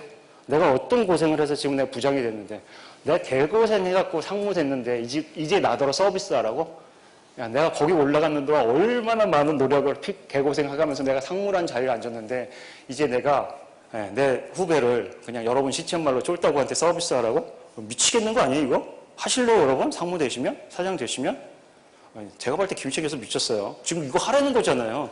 그거 해야 너 돈 벌 거라는데 사장은 할 것 같아요. 돈 번다니까. 문제는 상무님들이에요. 하고 싶을까? 부장님들도 문제예요. 하고 싶을까? 되게 지금 도발적으로 했어요.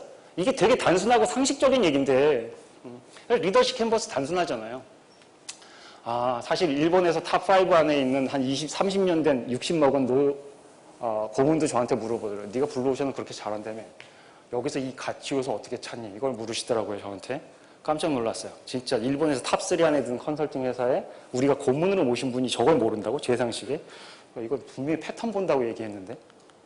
근데 왜 지금 이 요소에 집착하지? 야, 이건 숲이야. 전략이기 때문에 숲이야. 패턴 어떻게 빠지느냐가 중요해. 빅픽처 그린 다음에 디테일은 택틱에서 해. 근데 사실 블루오션 전략의 문제는 택틱을 안 썼죠. 택틱이 없어요. 전략론까지만 쓴 거예요. 한 권. 원래 400페이지짜리 책인데 200페이지짜리 줄이면서 안 그래도 날라간 거 많지만 400페이지 텍스트 그러면 안 팔릴 테니까. 그래서 하여튼 여기 액티비티 그리고 대충 그려 이거죠. 대충 그려도 알잖아 이거잖아요. 네가 어디에 시간을 써? 어디에 안 써? 그 정도는 알지 않을까? 일단 알아. 근데 문제는 뭐예요? 그걸 이렇게 알려면 너 관리자가 실제로 하는 일 써 이거예요. 리더가 참여하고 소비하고 관점. 이거 그릴 수 있을까요? 내 과장님 거 부장님 거 그릴 수 있을까요? 여기서 지금 주장한 건 뭐냐면 실제로 그래요. 이건 본질적으로 맞는 얘기인 것 같아요. 상식적으로 그려야 되는 거잖아요. 누구나가 다 알아야 되는 건데 문제는 그릴 수 있느냐 없느냐의 현실이지. 이것만 허용된다면. 그래서 그렸더니 이랬대요. 이거 뭐 별로 예외일 것 같지 않아요. 여러분 회사 예외입니까? 중간급 관리자 몸사려. 실무급 우리 사원 대리님들 상사 비유 맞추기 정신없어. 그러니까 술 없이 못 살겠는 거예요 이거. 고위급? 맨날 하는 얘기잖아. 너 1년 단위로 월급 주는 것 때문에 문제라고. 하루하루 사는 거야. 10년지 대계를 보는 사람 도대체 누구야? 사장님 혼자니까 사장으로 산다는 게 그렇게 외로운 거죠. 그렇죠? 그래서 공감대 형성에 실제로 써야 공감대가 형성돼. 이게 진짜 어려운 것 같아요. 이거 그리는 건 안 어려운 것 같아요. 이 이론이 진짜 하버드 비즈니스 리뷰에 나올 얘기인가? 문제에 대해서는 저도 되게 의심스럽습니다. 야, 이수준이면 나도 쓰겠다. 문제는 뭐냐면 진짜 저게 실행되느냐는 문제인 것 같아요. 하버드 비즈니스 리뷰가 멍청하지 않고 이걸 왜 안 받아줄까? 그 얘기 뭐냐면 제가 현업에 있어 본 입장으로 현업이 안 해, 이걸. 그릴 수 없다는 거죠. 이거 그리는 기업이 손꼽는다는 얘기겠죠. 그런 것 같아요. 그러니까 리더가 할 일, 해야 할 일, 하지 않을 일 써. 하지 않을 일도 써, 이거야. 그래야 바뀔 일을 찾아. 이거는 체인지 매니지먼트의 진짜 기본이에요. 고객 입장에서 바라봐. 고위 TFT가 제가 제 코멘터리에도 썼는데 이게 고위 TFT가 이걸 그리래요. 무슨 얘기냐면 여러분 상무님 전무님이 그리는 거예요. 얘를. 그리겠어요? 상무님 전무님이 여기 다 찾아다니면서 거기 보면 2달 인터뷰하라고 돼 있어요. 2달. 2달 동안 인터뷰하면서 자 실무급, 상무급 이게 어떤지 그 사람들이 그리라는 거예요. 지금. 말하는데 대한민국에서 할 수 있을까? 제가 그래서 주장한 건 TFT 할 때, 신사업 TFT 같은 때 할 때 해봐라. 완전히 조직 리세팅 됐을 때나 기회가 있을지 모르지만 기본적으로 우리 현실에서 되게 어려운 얘기인 것 같다 이거죠. 그 다음에 대책 프로그램 개발한다. 이것도 되게 쉬워요. 근데 재밌었던 건 콜드스팟, 핫스팟이 전략에서는 리더십이었기 때문에 되게 리더십들이 이거 하기 힘들었는데 이번엔 되게 재밌는 저도 사실은 블루오션 그 스트레치 캔버스를 신입사원들한테 너 스펙 만들 때 이거 그려봐라고 되게 많이 권했거든요. 이걸로 장사를 할까? 전략 안 팔리면 인사를 한번 돈 벌어볼까? 이 생각도 했어요. 굉장히 좋아요. 해보면. 그려봐. 네 스펙대로. 스펙에서 어떻게 아웃될래? 맨날 똑같은 스펙. 여기 있는 사람들 만약에 스펙으로 그리라고 그러면 여러분들이 튀는 분 없으면 10개의 스펙 똑같은 거 갖고 1등부터 400등까지 줄 세울 수 있다고요. 이거 얼마나 재미없습니까? 이제 크리에이티비티 시대에. 난 너하고 달라 이럴 사람이 있어야 되는데 똑같은 스펙 갖고 싸운다고. 그러니까 그거 갖고 뭐 학교도 가고 직장도 갖고 승진도 하는 거예요. 이게 외국 애들이 이해가 안 가는 거야. 재미없지 않냐, 그거? 그러니까 우리는 월화수목 금금무 할 수밖에 없어. 똑같은 스펙에서 누가 더 나냐를 따져야 되는 문제니까. 너하고 나하고 달라 이랬으면 네 스펙하고 내 스펙 자체가 다른 거니까 뭐 비교도 안 할 거고 나는 인생 자체가 너하고 달라 이런 거니까. 젊은 친구들은 그러죠. 근데 이거를 리더십에 썼던 건 나 왜 생각 못했지 가 듣고 나니까 너무 당연한데 이건 정말 저한테 쇼킹했어요. 자, 시각은 흡수하지만 가치. 여러분들 그냥 여러분 자신이 한번 그려보세요. 그런 일 무지 많은 거 아시죠? 페이스북 보는 것부터 시작해서. 그게 인생에 여러분들 어떤 가치를 줍니까? 활력을 불어넣고 사기를 북돋지만 안 쓰는 거 분명히 있다 이거죠. 걔 구별해. 찾아. 그리고 두 번째 라운드는 뭐냐면 회사 밖으로 빠져. Out of the box thinking. 상자 밖으로 나가서 밖에서 그냥 당연히 리더라면 해야 되는 일 우리 회사에서는 상무님이 그 일 어떻게 해요? 그게 아니다. 옆집 정장은 병장도 아니죠. 똑같이 해야 되는 거잖아요. 일병하고. 그 사람들은 뭐 하는지 찾아와. 이거 되게 상식적인 얘기잖아요. 2개 가지고 그려봐. 구리는데 할 수 있는데 안 하는 일 분명히 있을 거야. 이 두 가지 라운드를 돌렸으면 그려. 그래서 정말 심플한 이 그리드 라인을 4개로 구별해 이거잖아요. 콜드 스팟 당연히 제거하거나 감소해야지. 쓸데없는 일이니까. 완전히 날리면 좋은데 안 되면 줄이게 해야 돼. 핫스팟 어떻게 해야 돼요? 네. 당연히 레이즈나 리크레이션 해야 돼. 너무나 당연한 얘기지만 안 한다 이거예요. 개인도 쓸 수 있을 것 같아요. 같이 거의 혹은 전혀 없는 일을 제거하거나 줄임으로써 뭐가 남아요? 시간 벌라고. 그 시간 어디 쓰라고요? 여기 있어 여기. 쓸데없는 일 하지 말고 신문 보지 말고 그것도 뭐 경제신문 보는 게 아니라 주간지본 DBR, HBR 이런 거 읽으면 괜찮잖아요. 뭐 쓸데없는 사이트 돌아다니면서 있으시죠? 저도 있었어요. 저희 상사 중에. 네. 그리고 현재 실행되고 있는 여기 못하겠네. 행동과 활동이라면 증가 분면에 전혀 실행되지 않고 있는 활동이라면 크리에이션 부분에 구별해놔. 일단 이거 구별해. 그래서 어떻게? 벽에 붙여놔. 너도 알고 나도 알자. 과장님 안 하시는데요? 이 얘기죠. 이게 안 붙여놓으면요. 기억나요? 3초에서 30초 단기 기억, 장기 기억으로 절대로 넘어가지 않습니다. 그러니까 김희찬 교수가 2005년도에 책을 썼는데 저는 그때 몰랐어요. 전략의 4가지 단계 앞에 다 비주얼이라는 단어를 썼습니다. 이제 여러분 다 이해하시죠? 비주얼이 뭔지. 비주얼이 시대가 됐고 시소모 나오기 다음에 지금 비주얼 띵킹 때문에 다 날리고 저도 그거 갖고 책을 번역하고 있는데 이 사람은 전략책에 그 단어를 2005년도에 썼어요. 지금 와서 생각하면 이 사람 뭐지? 진짜 한 거야? 아니면 우연이야? 이게 되게 궁금해요. 가서 물어보고 싶어요. 하여간 쓰래요. 왜 이 얘기가 저한테 쇼킹했냐면 실질적으로 전략에서도요. 엘리미네이션 여러분 죽어다 깨어나도 못합니다. 10개라는 얘기가 무슨 얘기냐면 쓸데없는 거 10개를 모으는 게 아니라 100개, 1000개 중에 탑 10 뽑았는데 10개 중에 날려 이거예요. 정말 나한테 여러분 영어 같은 거 날릴 수 있어요? 정말 중요한 것 중에 날릴 거 골라. 그게 전략 중에 굉장히 중요해. 이렇게 얘기한 거거든요. 걔를 날려야 크리에이션이 되거든요. 근데 이거 찾을 방법을 모르겠는 거예요. 지금 사람들이 블루오션 전략을 치를 때. 자, 여기까지 어떻게 해보겠어. 그래. 뭐 어거지로라도 막 날렸어. 크리에이션 어떡하지? 여기에 대한 답이 아는 사람만 아는 거예요. 애플 알아요. 삼성전자 요즘 좀 알아요.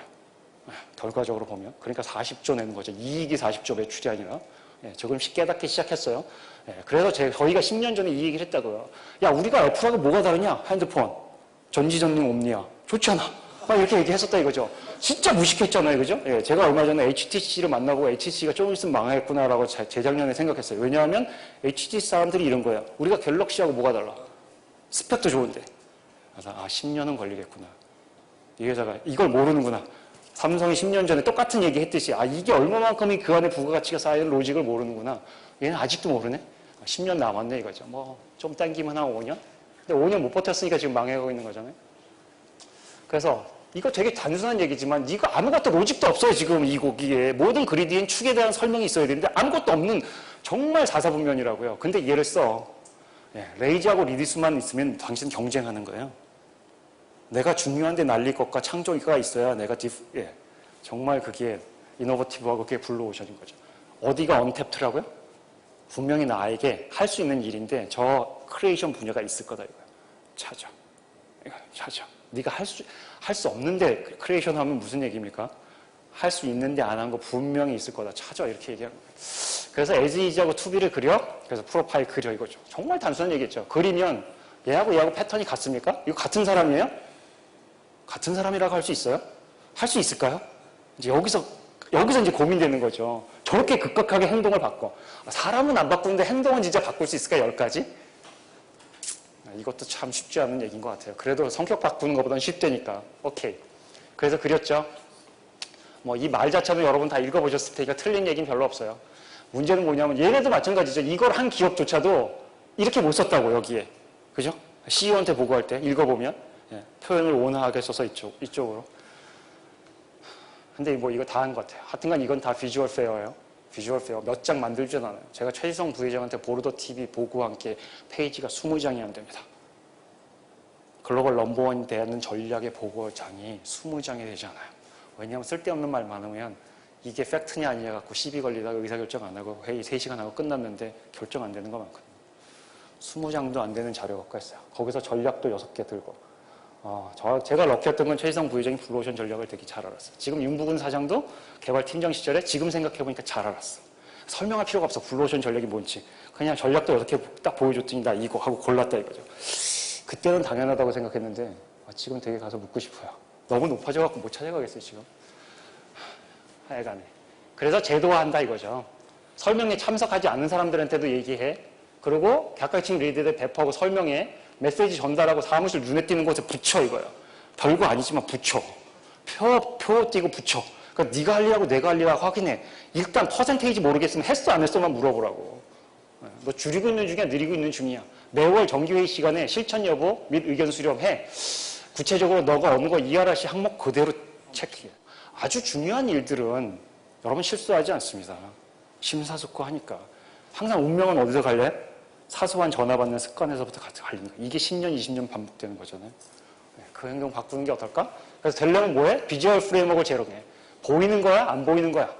그게 수준이 높으냐 낮으냐 중요하지 않아요. 시간과 노력을 적게 들이고 변화해. 정체성 바꾸려고 애쓰지만 너 그냥 살던 대로 살아. 하지만 이 일은 분명히 크게 바꿔. 아까 보인 대로 완전히 바꿔. 그리고 엘리미네이션, 네가 습관 들은 거 완전히 안 해야 되는 것도 무지 힘들 거야. 그리고 전혀 안 해본 일을 하는 것도 쉽지는 않을 거예요. 그죠? 그래서 여기까지가 이 책의 내용이 전부예요. 뭐 특별한 거 있나요? 여러분 모르는 내용 있나요? 문제는 뭐냐면 we know the way. 우린 길을 알아요. 하지만 fewer work it. 아주 소수의 사람만 그걸 걸어요. 이게 인생이 복잡해서 복잡한 걸 모르면 인생에 성공하지 못한다면 억울하지 않죠. 그래서 우리가 다 얘기하는 거예요. 나도 그러니까 우리 씹을 수 있는 거라고요. 위대한 사람들을. 쟤도 별 볼일 없는데? 이렇게 얘기하죠. 아니면 전략도 똑같아요. 야, 내가 해야 된다고 그랬지. 이런 거 되게 많지 않아요? 그러니까 우리 그 기회 다 놓쳤다고. 진짜 내가 못할 거, 생각지도 못할 걸 애플이 했으면 억울하지 않다고요. 근데 다 알잖아요, 우리. 그러니까 우리 얘기 그거 했었지. 우리 상무 멍청해서. 삼성전자에서 내가 신사업하기에 나오기 2년 동안 한 게 커넥티드 카입니다. 커넥티드 카. 그거 하자고 사장님 꼬시고 최재성 부회장님 꼬시고 해야 된다고. 지금 내가 뛰쳐나서 제가 현대차에 가서 이 얘기하고 있을 때 제가 심정이 복잡 미묘해요. 야, 삼성전자가 이걸 하는 게 훨씬 더 낫지 않을까? 지금 그거 하자는 얘기인데 그건 삼성이 되게 잘하는데 삼성은 그거 안 한다네? 이거잖아요. 하여간에 왜 모자랄까에 대해서 제가 이 두 가지 여러분 잘 알고 있는 얘하고 컴비네이션만 해도 되게 좋을 것 같아요. 전략은 얘하고 파트너였고 이 책이 번져 나왔잖아요. 얘도 이거 있으면 좋겠는데 내가 쓸까? 이랬다가 뭐 썼으니까 할 수 없죠. 한번 보세요. 아시죠? 내가 가진 걸 가지고 행동을 하는데 파트너와 하기 위해서 코스트를 들이면 밸류가 창출돼요. 그죠? 그거를 고객에게 전달하고 그 다음에 릴레이션십을 맞으면 레비뉴가 생길 거야. 너무나 간단한 9가지 비즈니스 모델이라고 하잖아요. 김희찬 교수가 뭐 얘기했어요? 액션하고 액티비티 이게 중요하다고 얘기한 거잖아요. 그럼 뭐가 들어요? 코스트 들 거야. 타임, 에포트, 코스트 들 거야. 근데 네가 가진 것도 좀 써야 돼. 인텔리전스라는 단어를 썼어요. 근데 사실 이것만 갖고 이게 기본 셋이 돌아가나요? 사실 김희찬 교수 안 달았어요. 이거 있어야 되잖아. value, quality, behavior. 근데 이건 네가 있잖아. 바꾸지 마. 그냥 가지고 써 이거야. 가지고 써. 그러면 많은 게 다를 거야. 지금 무슨 얘기했어요? efficiency 얘기만 했다고요. efficiency. 그런 밸류가 창출될 거야. 지금 이 사람이 김희찬 교수가 여기 이거 붙이려고 되게 노력하는 것 같아요. 한 방에. 전략에서는 비즈니스 모델에서는 안 되는데 리더십에는 된다고 생각하는 것 같아요. 코스트 낮추고 밸류 높아야 되잖아요. 그러려면 3가지는 네가 알아야지. 이거잖아요. 이게 멀어서 안 되는구나. 누구에게 무엇을 어떻게 주면 돈 벌어 안 벌어 이 얘기하는 거잖아요. 지금. 특히 여러분이 중요한 게 이러면 내가 무슨 가치가 생기는지는 한마디로 얘기할 수 있어야 돼요. 그래서 리더십 캔버스에 스트레이트 캔버스에 뭐가 있어요? 컴펠링 태그라인. 네가 한마디로 그게 뭔지 얘기해. 제가 일주도 얘기했지만 당신이 지금 하려는 일을 한마디로 얘기하지 못하면 그것은 모르는 것이거나 잘못된 것인 거죠. 그걸 가지고 네가 지금 전략에 내 운명을 걸 거야? 그러니까 한마디로 얘기할 수 있어야 돼. 저 복잡한 패턴이 뭔지. 그러니까 얘는 되게 중요하다고 저는 생각해요. 하여간에 나중에 더 공부하시면 그게 어떤 환경으로 둘러싸여 있는 건 분명한 사실이에요. 하지만 이 기본셋, 비즈니스 모델을 그린다고 성공하지 않습니다, 여러분. 얘는 베이직 셋이에요. 얘가 있어야 기본적으로 굴러간다는 거죠. 그 안을 보면 좌우가 있죠. 좌뇌우뇌처럼. 그러니까 분석을 통해서 결론은 얻지만 직관이 있어야 행동하잖아. 행동까지 가야지. 근데 말로만 씹으면 뭐하냐. 이것 때문에 우리도 다 실패하는 거 우리 비즈니스에서 너무 많이 보니까. 그래서 다시 나누면 어떻게 돼요? 밸류는 어떻게 돼요? 비즈니스 모델의 근본은 밸류를 창출하는 겁니다. 그죠? 그리고 딜리버 하는 거죠. 그리고 어떻게 돼요? 캡처, 유지해야 되는 거예요. 밸류를 만들어서 딜리버 하는 거죠. 그리고 서스테이너블을 계속 돌려? 이게 뭐예요? 비즈니스 모델이에요. 비즈니스 모델을 하는데 누구하고 해야 돼요? 파트너하고 해야 돼요. 누구를 위해서 해야 돼요? 커스터머를 위해서 해야 돼요. 자, 이게 기본적인 세트로 비즈니스 모델을 그렸으면 지금 김찬 교수가 이거에 대해서 얘기하지 않았어요. 전략서예요. 전략의 아주 베이직 엘리멘트는 비즈니스 모델입니다. 근데 왜 우리의 전략서는 이 얘기가 없었을까요? 그동안. 바뀌지 않았으니까 비즈니스 모델이. 하던 장사 계속 했으니까. 근데 요즘엔 그러면 안 돼. 비즈니스 모델을 바꿔야 돼. 그걸 비즈니스 모델 이노베이션 정도 수준까지 가야 돼 이거잖아요. 그래서 여러분들이 갑자기 비즈니스 모델이 눈앞에 확 왔다고요. 세상이 그렇게 바뀌었어. 비즈니스 모델을 확장하는 게 프로덕트 라인업 확장하는 것보다 좋을 거야. 이런 얘기잖아요. 레커멘데이션. 우리 안 짰어요. 지금 처음 교수님하고도 얘기했는데 결론은 거의 같은 것 같아요, 지금. 뭐 그게 본질인 것 같기도 해요. 투비 캔버스가 있고 as is 캔버스가 있잖아요. 그죠? 예, 그거 이렇게 가는 게 목적이잖아요. 우리 가고 싶은 거. 그러니까 얘 그리고 여기서 이렇게 가 이거잖아요. 이 스트래티직 무브는 기본적인 세트가 뭐가 있어요? 타임 축하고 레벨 축이 있어요. 시간은 미래적으로 가야 되고 미래에 얘기해. 액션은 지금 취하지만 결론은 미래에 나오는 거죠. 예, 그 다음에 레벨은 항상 상승돼야 돼. 얘를 가지고 가려면 투비 캔버스 여러분께 제가 추천드리는 거는 리더십 캔버스도 그리고 비즈니스 모델 유도 그리세요. 두 세트로. as is도 그리세요. 끌고 가면 되는데 끌고 가는 방식이 시간과 공간이 있으니까 마이그레이션 하게 되는 거 여기서 안 썼다고 이 사람들이 지금. 분명히 이건 여러분들이 하셔야 되는 거예요. 마이그레이션. 이게 이제 게리 하멜 라인으로 얘기하면 되게 재밌습니다. 오늘날 내가 하고 싶은 게 있고 어스퍼레이션, 미래에 가고 싶은 게 있죠. 이게 가는 방식이 있어요. 전략의 수준이 낮으면 한 길로만 가지만 그렇지 않죠. 전략이 복잡했지만 단순한 것들을 계속 뿌려서 전체 완성되는 모습을 시간별로 가져가는 거죠. 그래서 라인업이 있잖아요. 컨텐트 매니지먼트 오디오 얘를 한꺼번에 끌고 가는데 스텝 바이 스텝으로 끌고 가고 있는 거죠. 단순한 하나하나를 직선줄을 하나만 달리는 게 아니에요. 얘가 포트폴리오예요. 포트폴리오. 그거를 블루오션에서는 6패스라고 썼어요. 그 통로 6개 있다고요. 여러분이 인더스트리를 넘을 정도의 리더십을 갖든지 전략 그룹에 내가 마케팅이냐 엔지니어냐 디자이너나 상관없는 걸 갖든지 뭐 바이어 체인을 바꾸든지 시간의 경계를 넘든지 똑같이 적용할 수 있을 것 같아요. 당신은 쓰지 않았어요. 여기서 지금. 그래서 그걸 나누려면 역시 목표 설정은 중요하죠. 퍼포즈라고 얘기했던 오브젝티브라고 얘기했던 그 뒤에는 뭐가 있습니까? 비전이 있죠. 역시 저걸 빼가 내 목적이 비전하고 얼라이먼트가 되지 않는 이상 이렇게 가겠습니까? 그럼 저 높은 걸 어떻게 달성하나요? 한 번에는 달성 못 하잖아요. 그러니까 어떻게 하라고요? 쪼개야죠.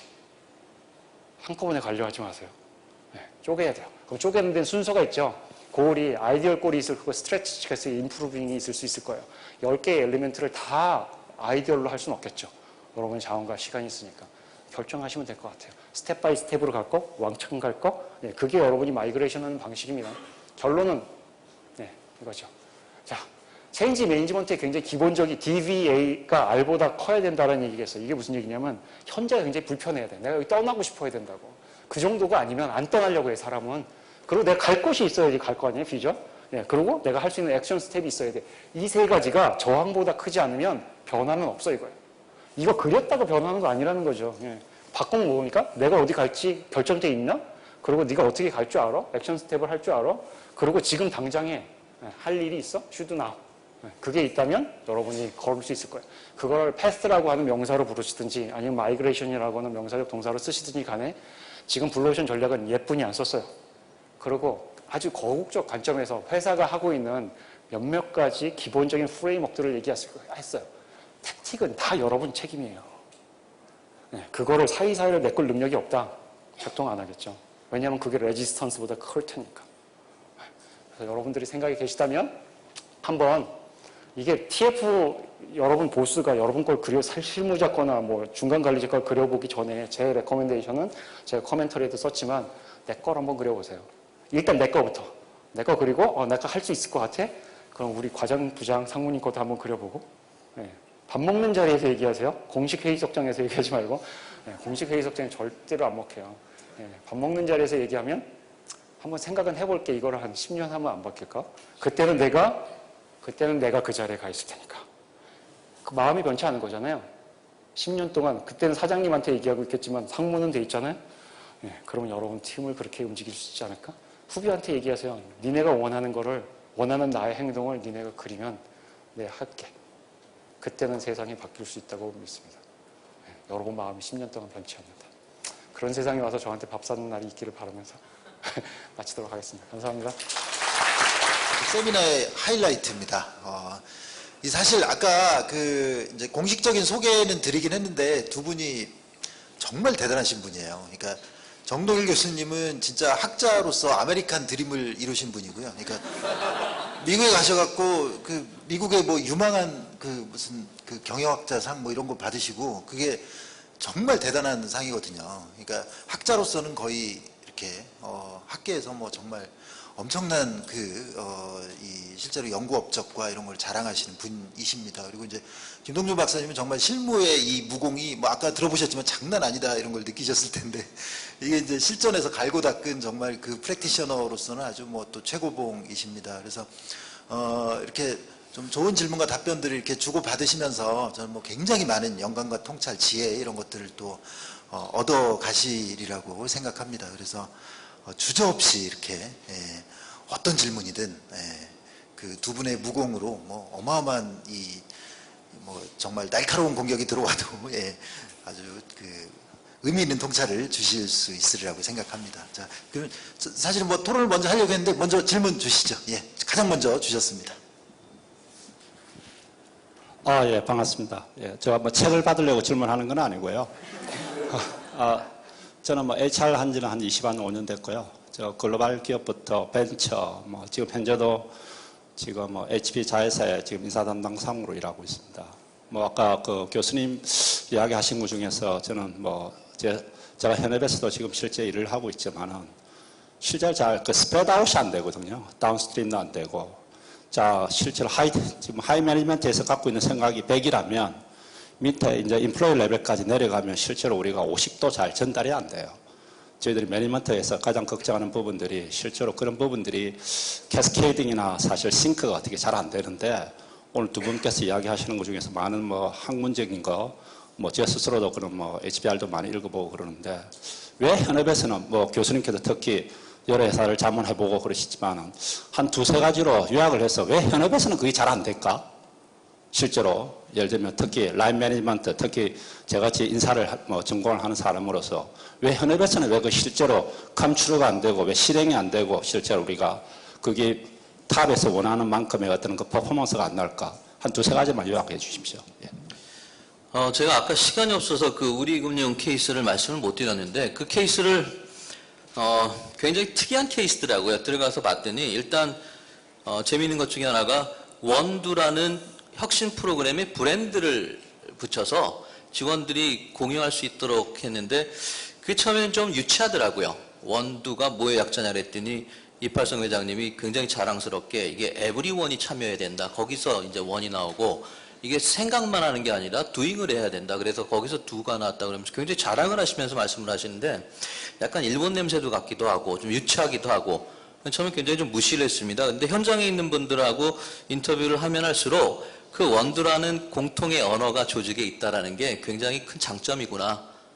그래서 말씀하신 것처럼 실행이 잘 안 되는 이유 중에 하나가 뭔가 직원들이 서로 공유할 수 있는 이런 공통의 언어가 없기 때문에 공유가 되지 않지 않나. 그런 어떤 시간이 필요한 작업이면 일수록 그런 서로 공유할 수 있는 삼성그룹이 그런 것들을 굉장히 잘합니다. 그래서 삼성에 가보면 외부 사람들한테 설명할 때는 굉장히 장황한 설명이 필요한데 내부에 있는 구성원들한테 너 그거! 그러면은 별도의 설명 없이 필요한 거 그런 것들을 한번 만들어 보면 좋지 않을까라는 생각이 들고 그 다음에 회장님부터 뭐 계열사 사장, 행장, 중간관리자, 현장에 있는 직원들 인터뷰를 하면서 제 현장에 있는 직원들 특히 인터뷰를 하면서 원두를 얼마나 일주일에 시간을 투자를 하나 이렇게 물어봤더니 상하의 원두 차이가 굉장히 크더라고요. 회장님이나 본사에 있는 임원분들은 우리가 이 정도 떠들어 됐으면 직원들이 실제로 고객 응대하거나 뭐 일을 할 때 원두라는 혁신 프로그램이 굉장히 중요한 의사결정의 가이드라인이 되겠지라는 착각을 하고 계시더라고요. 현장에 계신 분들한테 원두 일주일에 얼마나 투자를 합니까? 그랬더니 원두요? 그거 뭐 CS 미팅 끝나고 시간 남으면 한 10분 정도 하나요? 처음에 이렇게 대답을 하더라고요. 그래서 왜 그런가 생각을 해봤더니 결국 위에 분들이 생각하는 내가 조회 시간에 이렇게 가끔 한 번씩 얘기하는 거 가지고 충분히 이들에게 큰 임팩트가 있겠지. 천만이더라고요. 제가 아니 지주사회 원두 혁신팀이 매일 공문 내리는데 그것도 안 보십니까? 그랬더니 그분들이 저한테 좀 이 나이브한 교수가 어찌 세상을 살아가나 뭐 이런 얼굴 표정으로 교수님 공문이 많게는 하루에 100통도 옵니다. 그걸 언제 고객 응대하면서 공문 앉아서 보고 있겠습니까? 그러시더라고요. 근데 인터뷰를 하다 보니까 많은 직원들이 2년차 되는 후반기 얘기를 참 많이 해요. 아, 2년째 되는 후반기쯤 됐더니 야, 이거 나도 원도 해야 되는 거 아닌가 이런 생각을 하기 시작했다는 얘기를 굉장히 많이 해서 제가 거꾸로 역추적을 해봤습니다. 그 원도 그 혁신 그 TF팀의 팀장님한테 2년째 후반기에 무슨 인센티브를 강하게 걸어서 뭔가 참여를 유도한 적 있습니까? 그랬더니 아무리 내부의 자료를 찾아줘도 없다 그러더라고요. 그래서 제가 다음에 거꾸로 인터뷰를 할 때 현장에 있는 직원한테 거꾸로 물어봤어요. 2년차 되는 후반기에 무슨 일이 있었는지 혹시 기억나세요? 그랬더니 많은 분들이 잘 모르겠다는데 어떤 한 분이 그런 말씀을 해주시더라고요. 아, 그러고 보니까 생각이 납니다. 그래서 제가 뭔가 클루를 찾은 것 같아서 아니 무슨 일이 있었습니까? 그랬더니 아, 그때쯤 되니까요. 작년에 했던 똑같은 업무가 이 원두 때문에 2시간 걸렸던 게 30분으로 줄어들더라고요. 야, 이게 원두가 참 좋은 거구나. 일단 말씀하신 대로 제 두 번째 응답은 혁신 프로그램을 직원들이 참여하고 공유를 하기 위해선 적어도 1년 반 이상의 이걸 저는 문턱 효과라고 생각을 하는데 아까 말씀드린 것처럼 하다가 말고 그러면 실제로 그걸 현장에서 체감할 수 있는 혜택을 직원들이 경험을 못하니까 거기에 동참하는 걸 꺼려하고 하지 않게 되지 않나. 그래서 결국 직원들을 참여하게 만드는 건 이 혜택을 여러 가지 프로그램이나 변화의 혜택을 자기가 몸소 체험해서 자기가 하던 활동들이 더 효율적으로 바뀌거나 더 효과적으로 업그레이드 되거나 이럴 때 비로소 그게 모멘텀이 생겨서 많은 직원들이 실제로 직원들이 원두에 참여해서 아이디어를 내는 그 빈도수를 내부에서 한번 찾아보라고 했더니 2년째 후반기에 될 때부터 굉장히 일선 직원들의 참여도가 굉장히 많이 올라가더라고요. 그래서 저는 이런 큰 조직에서 이런 혁신 프로그램, 변화 프로그램 시도하면은 적어도 2년 정도는 기다려야지 이런 긍정적인 변화가 일어나겠구나. 세 번째 제 질문하신 데 대답은 CEO를 포함한 임원분들이 너무 그 조직의 어떤 혁신의 목표나 비전이나 이런 것들을 너무 요새는 경영대 교수로서 이렇게 경영 관련된 그 강의가 많이 있는 건 참 바람직하고 다행인 일인데 너무 일선에 계신 그 리더분들이 많이 아시다 보니까 말씀 자체가 굉장히 복잡해지고 어려워지는 경향이 있지 않나. 그래서 저는 CEO분들 만나서 소통 관련된 그 피드백이나 코칭을 드릴 때 초등학생도 이해할 수 있을 만큼 단순한 메시지를 반복적으로 지속적으로 공유를 하십시오라는 그런 어드바이스를 참 자주 드립니다. 왜냐하면 CEO분들이 이렇게 단순 무식하게 얘기하면 굉장히 쪽팔려 하시거든요.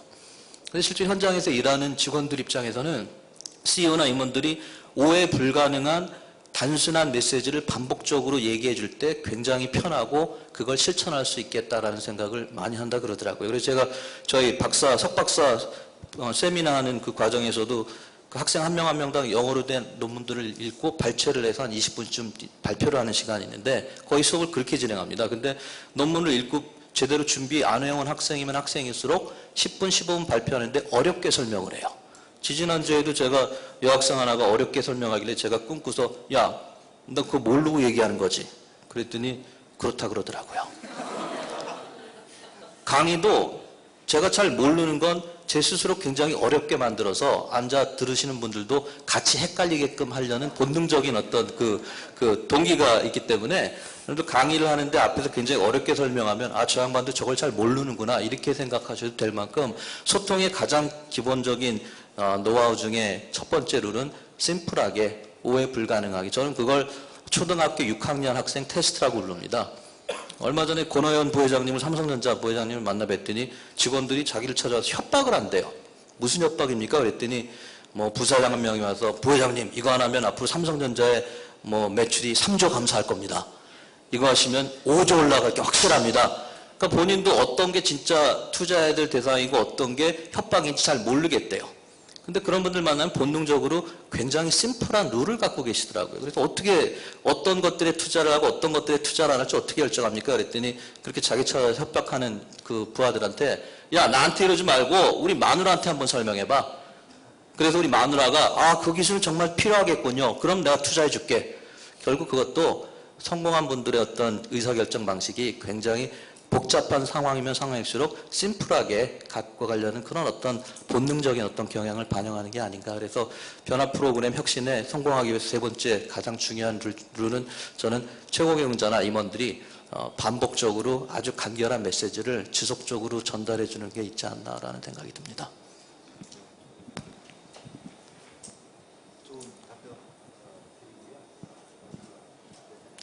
이거 뒤에?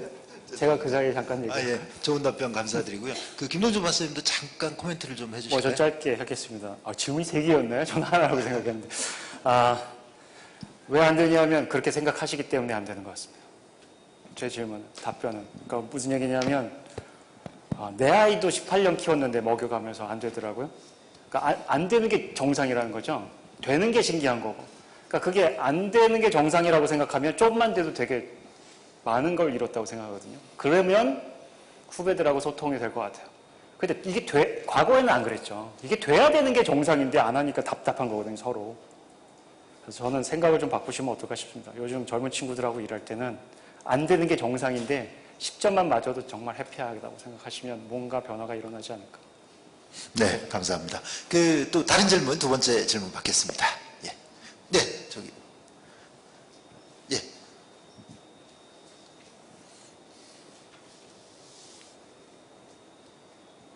감사합니다. 강의 잘 들었고요. 책 때문에 질문합니다. 저 농담이고요. 판교에서 저는 벤처 회사에 근무를 하고 있고요.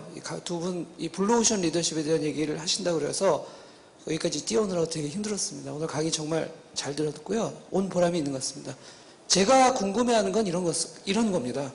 어쨌든 블루오션 리더십이라는 게 화제가 되고 기업에 소개가 되면 저 역시 아마 이런 혁신 프로그램들이 또 하나 들어올 거라고 앞으로 예측이 됩니다. 또 다시 어떤 그런 프로그램을 만들고 또 워크숍을 하고 이럴 것 같습니다.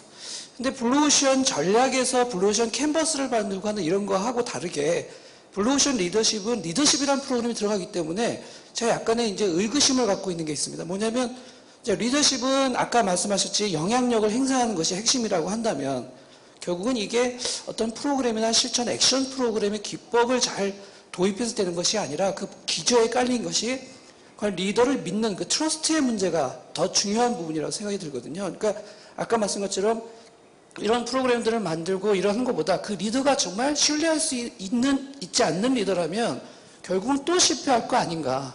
궁금한 거는 블루오션 리더십이라고 하는 본질적인 프로그램을 비욘드하는 어나더 밸류들이 또 있어서 예를 들면 닭이 먼저냐 달걀이 먼저냐가 아니라 이 리더십 프로그램을 실천하면서 또 바뀔 수 있는 그런 여지가 있는 건지 아니면 어나더 프로그램 리더십처럼 그것이 세클턴이든 아니면 카리스마든 서번트든 이것도 역시 저 리더가 또 트러스트하지 않는 리더이기 때문에 이런 프로그램 들어가서 또 실패할 거라면 또 역시 실패하는 리더십 본질적인 문제에 더 기인하는 건지 이런 게 이제 두 분의 견해가 다를 거라 생각하기 때문에 한 분씩 이런 견해에 대해서 궁금해하는 부분이 있습니다. 감사합니다. 네. 제가 먼저 할까요? 네, 먼저 하시고요. 제 케이스를 하나 말씀드리면 좋을 것 같아요. 보르도 TV를 했을 때였는데 그 상품 기획자가 대리였는데 정말 잘 사는 집이었어요. 그때 2005년도에 알기거리하고 오고 보라색 셔츠 입고 3단 플레어 셔츠 입던 친구입니다. 5시만 되면 퇴근해요. 아무도 못 잡았어요. 삼성전자임에도 불구하고. 근데 지금 상무인 분이 보르도 TV가 끝난 다음에 저한테 해준 칭찬이 제 생애 최고의 칭찬이었습니다. 프로젝트를 하라고 애를 보냈는데 사람이 바뀌었어요. 그 친구 얘기는 뭐였냐면 저도 재밌으면 해요. 내 얘기를 들어주고 블루오션 리더십이라는 표현은 없었지만 그 안에 보면 3라든지 이런 게 하여튼간 자기 얘기 들어주는 거거든요. 너 어떻게 생각해? 이런 얘기가 토론하는 장이기 때문에 그 당시 2005년대 디자이너가 크로스 펑셔널 팀에 오는 전례는 없습니다. 아까 그 친구가 삼성 그룹 디자인상을 2년 연속 받은 친구인데 그 친구한테도 물어봤어요. 너는 여기 도대체 왜 오냐? 중앙일보 서울 건물에서 수원까지 맨날 오는 거예요. 저도 신기했어요. 얘가 와야 된다고 생각했지만 이유는 심플했어요. 자기가 10년 동안 디자인을 했는데 자기 디자인을 왜 만들었는지 들어주는 적이 이번이 처음이래요. 그리고 디자인 바꿨는데도 자기한테 얘기 안 하고 나간 물건이 부지기수인 거예요. 근데 여기 오면 이게 나갈지 안 나갈지는 모르겠지만 얘기 들어준다는 거죠. 나 너무 좋다는 거예요. 그러니까 무슨 핑계를 대서라도 내려오는 거예요, 이 친구가. 얘기하고 싶은 얘기하고 들어주고 또 자기도 들어주니까. 사실 블루오션 안에는 그런 비주얼 어웨이크닝 전략 캔버스를 만드는데 되게 어설퍼요. 어설프게 만드는데 그 안에는 뭐가 기본이냐면 커뮤니케이션이 기본입니다. 비주얼 커뮤니케이션. 그러니까 왜냐하면 걔가 대충 만들잖아요. 스트레치 캔버스가 이게 87점이나 이런 거 없어요. 대충 이쯤이면 오케이 이거거든요. 근데 왜 이쯤이면 오케이인지를 그냥 말로 때우는 거예요. 나머지를. 그러려면 들어줘야 돼요. 그게 정확한 수치로 해석이 안 되니까 네 생각이 뭔지 듣지 않고는 우리끼리 얘기가 안 되는 거예요. 그렇게 된 거를 또 이제 나중에 다른 팀한테 하니까 그게 TV 사업부가 바뀐 얘기거든요. 그래서 보르도 TV가 끝나고 TV 윤리화를 하면서 다음 프로젝트를 또 했을 때 엔지니어가 그렇게 얘기했어요. 그 스트레티지 페어라는 걸 하러 들어오는데 기본적으로 이제 그 다음부터는 마케터 엔지니어, 그러니까 마케 팀장, 개발 팀장이 같이 들어오는 거예요. 아주 늙은 수석이 그런 얘기예요. 야, 삼성이 이렇게 바뀌어? 이러면서 들어오더라고요. 그러니까 벌써 자기 또 분위기가 다른 거예요, 이게 지금 예전하고는. 그러니까 사실 탑다운으로 내려오는 게 아주 깔끔하고 좋지만 어쩔 때는 하나의 프로젝트가 분위기를 바꾸는데 굉장히 많은 역할을 할 수도 있다. 그게 삼성전자 TV 사업부가 지금 거의 10년째, 2007년부터 지금 14년까지 적어도 7년 이상 세계 TV 넘버원이 되는데 굉장히 많은 그 모멘텀이 됐다고 생각합니다. 너무 걱정하지 마시고요. 일단 분위기만 뜨면 성격도 바뀔지도 모른다고 생각됩니다. 뭐가 먼저인지는 잘 모르겠는데 성격이 돼서 분위기를 바꿀 수 있으면 좋죠. 근데 행동하다 보면 그거 있잖아요. 웃으면 행복해진다고. 이것도 약간 그런 거 아닐까? 믿는 자는 되고 안 믿는 자는 안 되지 않을까 생각합니다. 네, 정 교수님도 한 말씀. 연구를 해보면 부하들이 상사를 신뢰할 때가 언젠가라는 질문을 좀 굉장히 많이 합니다. 그럼 딱 이 세 가지 경우에 신뢰를 하게 된다라는 얘기를 하더라고요. 첫째, 칭찬해 줄 때. 잘했어. 둘째, 인정해 줄 때. 네가 최고야. 셋째, 미친 듯이 해봐. 결국 시중에 나와 있는 리더십 책 읽는 것보다 비싼 돈 내고 그런 책 읽지 마시고 이걸 내가 어떻게 내가 할 수 있는 환경에서 일관성 있게 지속적으로 할 수 있을까 그걸 고민해 보시기 바랍니다. 근데 그게 쉽지가 않은 게 칭찬해 주는 것도 쉽지가 않아요. 제가 임원분들 강의하면서 이번 일주일 동안 부하 직원들 업무 관련해서 칭찬해 준 분 있으면 손 들어 보세요 하면 거의 절반 정도는 손을 드십니다. 그분들 밑에 일하는 부하들한테 이번 주 칭찬 한 번이라도 받아본 분 손 한 번 들어보세요. 아무도 없어요.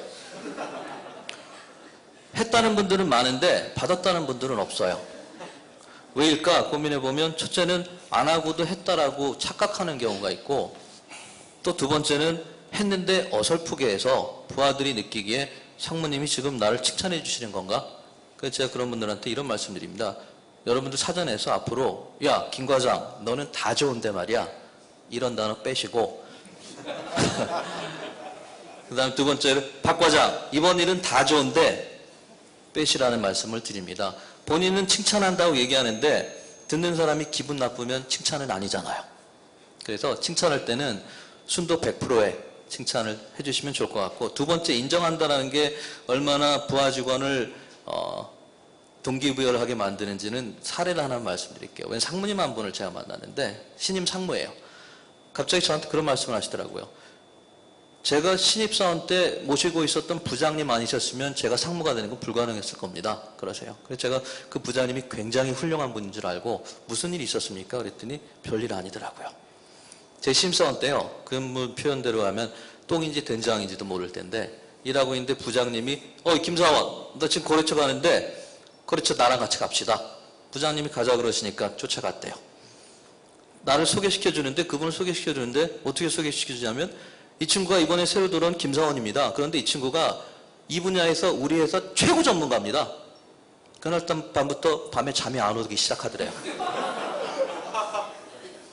소개시켜주면서 그래서요 앞으로 이 분야에 문제가 있거나 질문이 있으면 주저 말고 이 친구한테 전화 주십시오. 진짜 전화 올 것 같아서 다음날부터 맛있는 걸 먹어도 맛있는지 모르고 잠도 안 오더래요.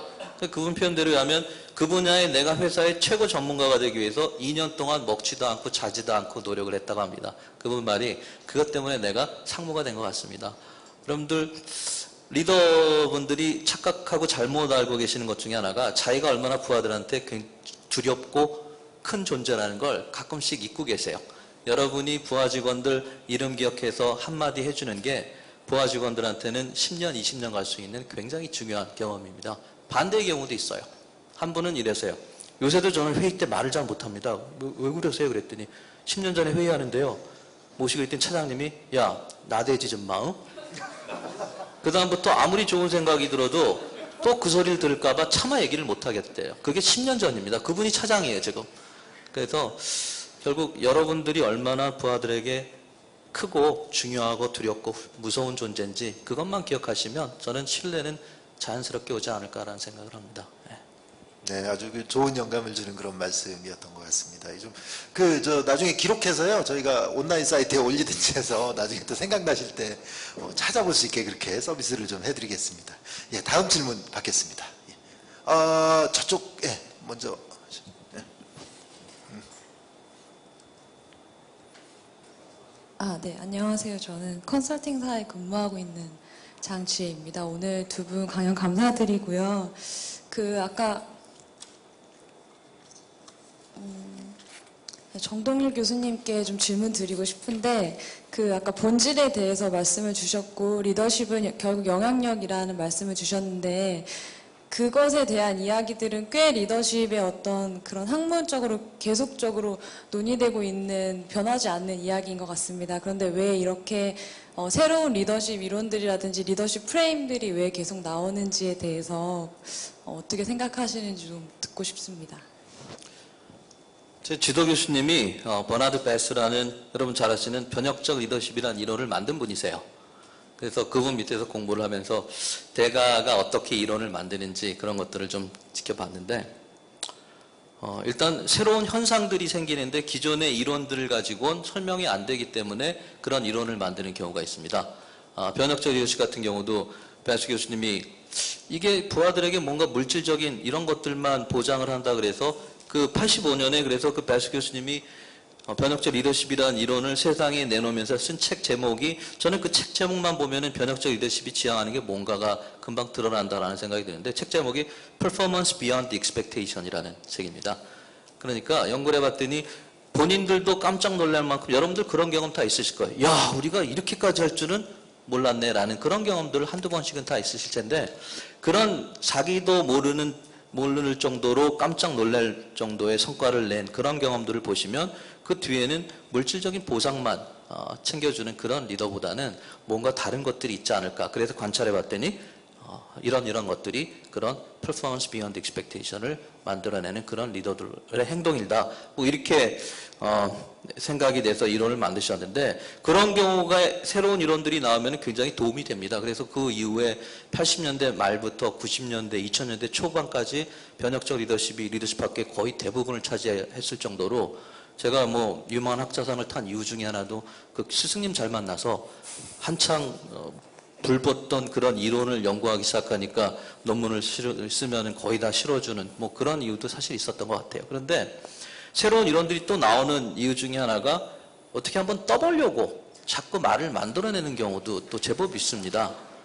그래서 그런 이론들을 보면 저는 그걸 새로운 이론이라고 하지 않고 단순히 그냥 새로운 레이블 뭐 이런 정도로 생각을 하는데, 현장에 계신 분들은 특히 이런 레이블에 현혹이 돼서 그런 것들을 뭐 진리인 것처럼 과학적으로 뭐 입증이 된 것처럼 어떤 거기에는 뭔가 이론적인 근거가 있는 것처럼 착각을 하시고 그걸 고지고대로 사용을 하시면 결국은 굉장히 많은 시행착오를 이 경험을 할 수밖에 없지 않나, 그런 생각이 들어서 좀 가려서 너무 많으니까 사실은 선택하기가 힘든 세상입니다. 그래서 자꾸 본질을 말씀드리는 게, 이렇게 세상이 복잡해질수록 본질적인 걸 고민해서 심플하게 선택을 하는 것들이 훨씬 더 바람직하지 않나. 그런 의미에서 제가 가끔 임원분들 대상으로 테스트를 해봅니다. 리더십 강의할 때. 임원, 뭐 예를 들면 어느 조직에 임원이 20분 계시다. 종이를 한 장씩 드리면서 이 회사의 2014년에 가장 중요한 일 하나랑 가장 시급한 일 하나, 그리고 마지막으로 이 회사의 가장 본질적으로 중요한 거 하나만 적어주세요. 3개를 적게 합니다. 그러면 성과가 잘 안 나는 회사들을 가보면 이 회사의 가장 중요한 일이 20개가 나오고 가장 시급한 일이 20개가 나오고 이 회사의 본질이 20개가 나와요. 그런데 성과가 잘 나는 조직들을 가서 보면 실제로 제일 중요한 일, 본질적인 것 써보라고 하면 두루뭉실하겠지만 거의 하나가 나오는 경우가 많이 있습니다. 그럴 때 시너지가 나오지, 20명이 각자 열심히 하고 있는데 서로 다른 방향으로 잡아당기고 있으면 바쁘기만 하지 성과는 잘 나오지 않지 않나. 그래서 저는 사장님들 뵈면은 그 테스트부터는 한번 해보십시오라는 그런 조언을 좀 드립니다. 굉장히 재미있어요. 한번 해보세요, 회사에서. 다음 질문, 예, 저기 먼저 하셨습니다. 안녕하세요. 저 HBR, DBR 애독자 김재윤이라고 합니다. 우선 매월 이렇게 정기적으로 세미나 주최해 주시는 동아일보에 진심 감사드리고요. 오늘은 저희 강의 내용과 관련 있는 질문 하나과 그렇지 않은 질문을 두 분 해주신 분께 하고 싶습니다. 첫 번째로는 우리 정동일 교수님께 강의 내용과 상관없는 질문인데요. 정 교수님께 강의하시는 목소리를 들으니까 너무 목소리가 좋습니다. 듣다 보면 글자 하나하나가 저한테 전달되는 것 같은데요. 제가 만약에 나중에 연세대에서 다시 공부하면 좀 기쁘고 정 교수님 밑에서 다시 수업을 받겠습니다. 그래서 말인데요. 정 교수 혹시 목소리가 이렇게 좋으신 거에 대해서 혹시 별도의 트레이닝이나 아니면 그런 노하우 있으신지 그거에 대해서 저는 한번 여쭙고 싶고요. 그거는 좀 견해가 다를 수도 있을 것 같아요. 예, 그리고 두 번째 김동준 대표님께는 이 강의 내용과 관련해서 블루오션 리더십이라는 어떤 새로운 방법론이 모든 회사에 적용될 수 있을 것 같지는 않습니다. 예를 들어서 퍼포먼스가 되게 안 좋은 회사에 대해서 블루오션 리더십을 만약에 전개했을 때 거기서 나오는 투비 캠퍼스 리더십 프로파일이 과연 어떤 도전, 시장의 그런 어려움을 극복할 수 있는 그런 리더십의 모습이 될 수 있을까? 그런 의문이 드는데 그 부분도 어떻게 생각하시는지 여쭙고 싶습니다. 감사합니다. 어려운 질문. 김동준 박사님 하시고 제 이게 거는 굉장히 좋은데. 질문이 어려워서 좀 생각을 하셔야 될 것 좀 같아요. 생각을 좀 해봐야 돼요. 예, 예.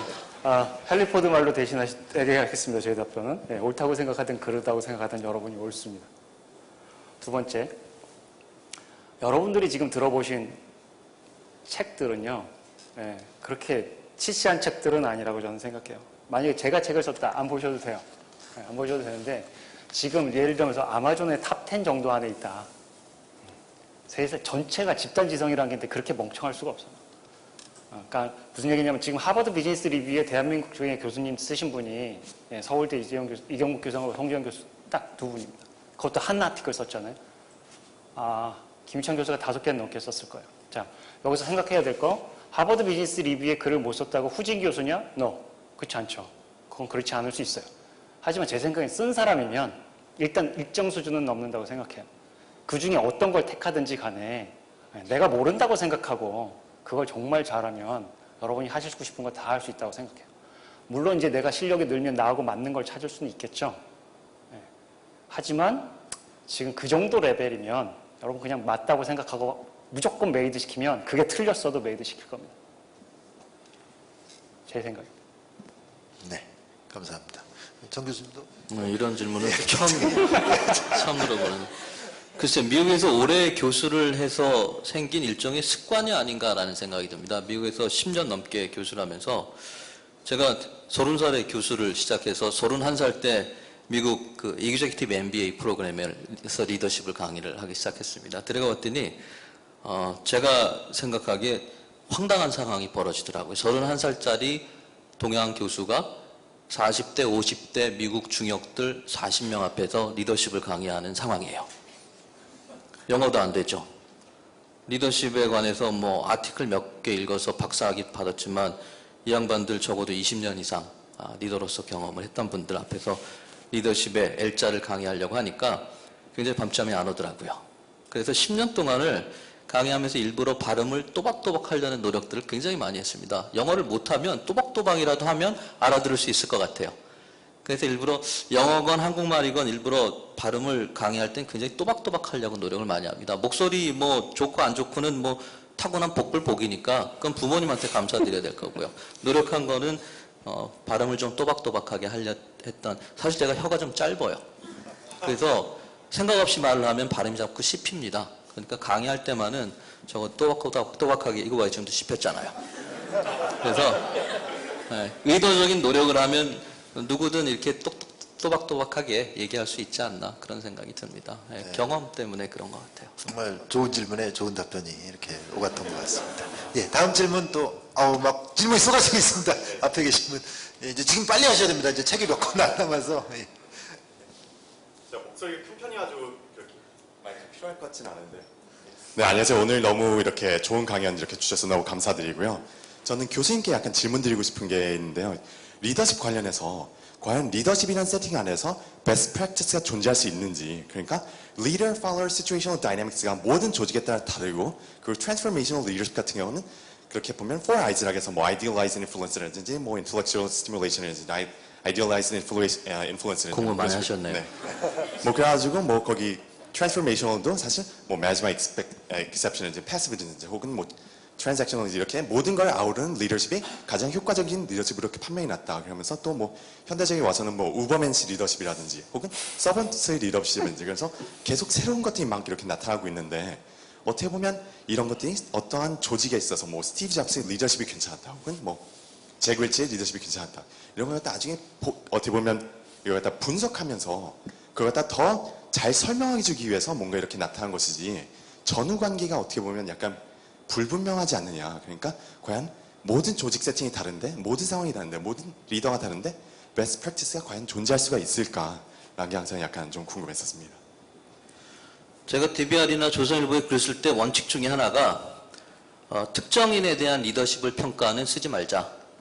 유일하게 그 원칙을 깬 게 스티브 잡스에 대한 리더십을 분석해서 DBR에 쓴 게 제 유일한 아마 특정인의 리더십을 분석했던 글입니다. 그렇게 글을 많이 썼어도 저는 뭐 누구누구의 리더십 그걸 굉장히 싫어요. 뭐 히딩크의 리더십이니 누구누구의 리더십이니 그러니까 리더십을 전공하다 보니까 누구가 뜨기 시작하면은 언론사에서 굉장히 전화가 많이 옵니다. 이 리더십에 대해서 뭐 박근혜 리더십에 대해서 어떻게 생각하느냐.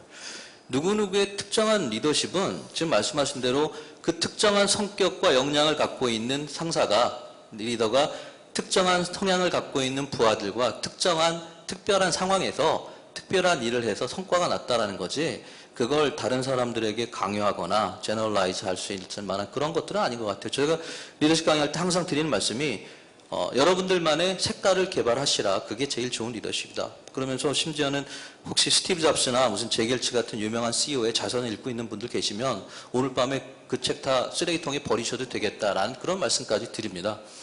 제가 양복이요. 이게 지금 입고 있는 게 굉장히 싸구려 양복이에요. 근데 이것만 입습니다. 저라고 명품 양복 없겠습니까? 2년 전에 미국에 갔는데 아울렛 매장에 갔는데 버버리 양복이 굉장히 크게 세일을 하더라고요. 그래서 제가 버버리 양복을 한번 샀어요. 2년 동안 딱 3번 입었습니다. 아끼느라고. 결국 리더십도 내가 편한 것들을 일관성 있게 해나가는 게 훨씬 더 좋은 프랙티스지 누구를 모방하고 뭐 누구가 이렇게 했대더라 저렇게 했대더라 하는 것들을 이렇게 따라 하려는 건 뭐 맞지 않는 명품 옷을 걸치려는 것 같은 생각이 들어서 자연스럽게 진정성도 안 느껴지고 그래서 여러분들만의 색깔을 입혀 나가시는 게 저는 가장 좋은 리더십 개발의 방법이라는 생각이 듭니다. 그러니까 저만의 색깔을 저도 강의할 때 만들려고 노력을 많이 하는데 그러려면 일단 원칙이 있어야 되지 않을까라는 생각을 해요. 그래서 저도 일할 때 또 살 때 원칙이 몇 가지가 있습니다. 아까 말씀드린 특정인의 리더십을 뭐 어설프게 분석하지 말자. 카메라 앞에 절대 쓰지 말자. 뭐 이런 몇 가지 원칙들이 있어서 사실은 뭐 편집장님이 뭐 TV에도 뭐 이렇게 말씀들을 몇 번 하셨는데 저는 TV 소리만 나오면 일단 도망가기 시작하니까 이제는 말씀을 안 하세요. 그렇게 원칙을 지켰더니 마음이 훨씬 더 편해지더라고요. 네. 감사합니다. 지금 시간이 좀 사실은 지났는데요. 한 2-3분만 좀 마지막으로 질문 더 받고 저희 가장 먼저 손 드셨습니다. 예. 예.